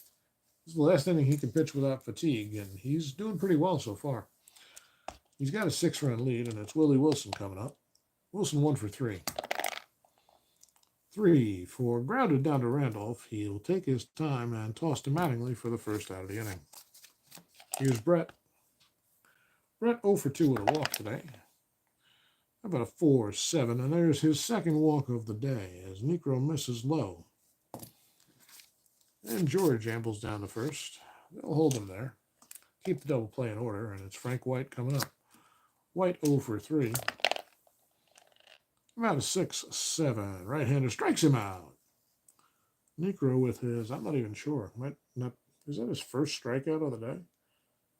Necro with his first strikeout of the day here in the 8th. And there's 2 outs now, and Balboni's due up with Brett on first. That's a 12. That's a 5-12. Grounded to second. Randolph there. He is responsible for the hold, so he'll be a 3E24. 11 on the 3 is a G2. And a 7 on the 24 is nothing. So Randolph picks it, flips to Mattingly, and Balboni's retired for the final out here in the 8th. They leave 1 again. Negro through 8 with a 6-1 lead for New York. Yankees 7, Royals 1. As we head to the bottom of the 8th, Weisman coming out to pitch his third inning, I believe. Yes, Saberhagen. He will face Weiniger, Meacham, and Henderson. Butch is 1 for 3 on the day. He bats left against the righty Weisman. That's a 2-4 base on balls. Nice patience by Weiniger.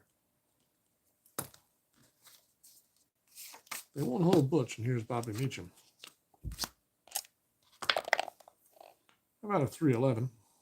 Single 1 to 18 or a liner to second. This one's hit toward White, and it's off his glove. A difficult play as he dove for it. He recovers quickly, but Weiniger's in at second sliding, and Meacham has an infield base hit. So first and second. What inning is this for him? He's pitched. Nope, he's nowhere near fatigue. So first and second, nobody out for New York, and it's going to be Henderson. Weisman from the stretch, a 6-8 against the right-hander, strikes him out. And I think that's Weisman's first strikeout. It is. 1 away. Here's Randolph. The pitch from Weisman is a 5-8. Strikes him out. It's a second in a row here for Mark, and there's 2 quick outs. With runners on first and second, and Mattingly to the plate. Mattingly 2 for 4. How about a 1-12? Grounded down to third. Brett is there. And fires across in plenty of time to retire Mattingly, so nothing doing. New York leaves 2. They lead 7-1, and we head to the 9th inning.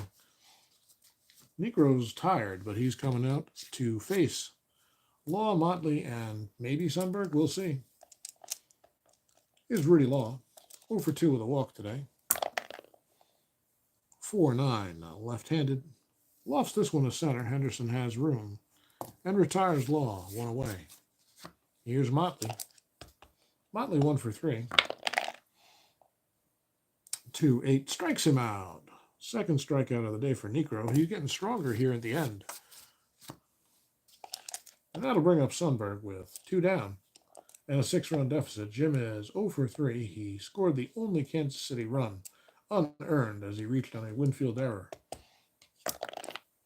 The pitch from Negro, 2-8, and that one's low, base on balls. So that'll keep things going. And will they let Salazar bat? No, I don't think so. It's going to be Jorge Orta, or Georgia. So finally they decide to see if they can win this one, being as far out of reach as it possibly could be, and Orta comes in. Sundberg's on first. He doesn't matter. Orta is up. Left-handed batter against Negro. There's 2 outs here in the bottom of the top of the 9th, pardon me. Kansas City needs 6 runs to keep this game alive. It's 2-7, and grounded down to Mattingly at first. He has it. Jogs toward the bag. Negro's covering. He basically hands it to him, and that's the ball game. So Phil Negro goes the distance. Joe Negro goes the distance. A complete game victory for Negro in his first outing of the year. He went 9. He gave up just 1 run. It was unearned. 1, 2, 3. A 3-hitter for Joe Negro. Holy crap. He struck out 2 and walked how many? A couple. 1, 2, 3, 4. Walked 5 and struck out 2. Did Negro. An impressive performance for Joe. Saberhagen went 5. We've already clocked him. He ended up giving up how many runs? 1, 2, 3, 4, 5, 6 runs. Are they all earned? Those are. That one is. Single, 2 outs. Single. Nope, one of them's not earned. So 5 earned runs for Saberhagen. Weisman went the rest of the way. That's 1 inning. 2. He went 3.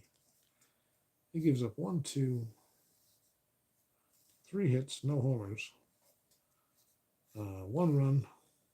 It is earned. Walks and strikeouts.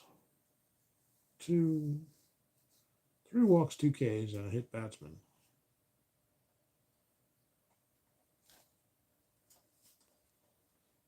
So that means the Yankees had 12 hits. Let's check the errors, folks. Negro did great. He pitched amazingly. We like APBA baseball in our neighborhood. Kurt, I never had any exposure to APA card game growing up. I did play a lot of the DOS game or the Apple game, depending on your perspective, I guess. But I only recently got into APA, and I do like it. I'm playing the 1954 season alongside this one, and we'll be showing more of those games on my channel. But I grew up with Strat, and it's my first love. So, but I do enjoy APA, FYI. Let's check these errors. There's an E9. That's the one on Winfield. So 7, 12, and 1 for the Yanks. There's at least one error on Kansas City as well. There's an E6 there. And one error on KC. So 7, 12, and 1 for New York. 1, 3, and 1 for Kansas City.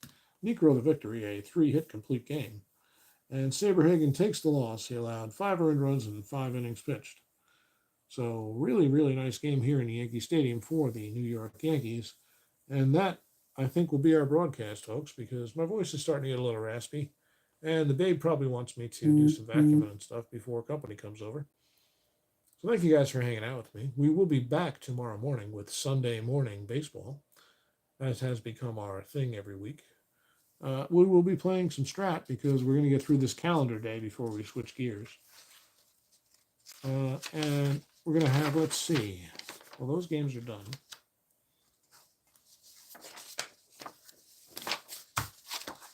It'll be Milwaukee at Chicago, Minnesota at Oakland, and Toronto at Texas. And that'll round out our calendar day for April 10th. So look forward to those 3 games tomorrow morning. And I hope you guys have an awesome rest of your Saturday. Thanks for hanging out with me. I really appreciate the company. Kenyon, it's my pleasure. I thank you for being such a nice supporter of my channel. Glad you guys enjoy what I'm doing here, and I'll try to keep doing it as best I can. Sorry I didn't get too many streams during the week, but work was just one of those weeks, you know? Sometimes you're just tired, man. This middle-age stuff is for the birds, but it's better than the old age, and it definitely beats the other alternative. All right, guys, thanks so much. We'll see you next time on JC Sports Replays. My name is Joe, and this has been fun.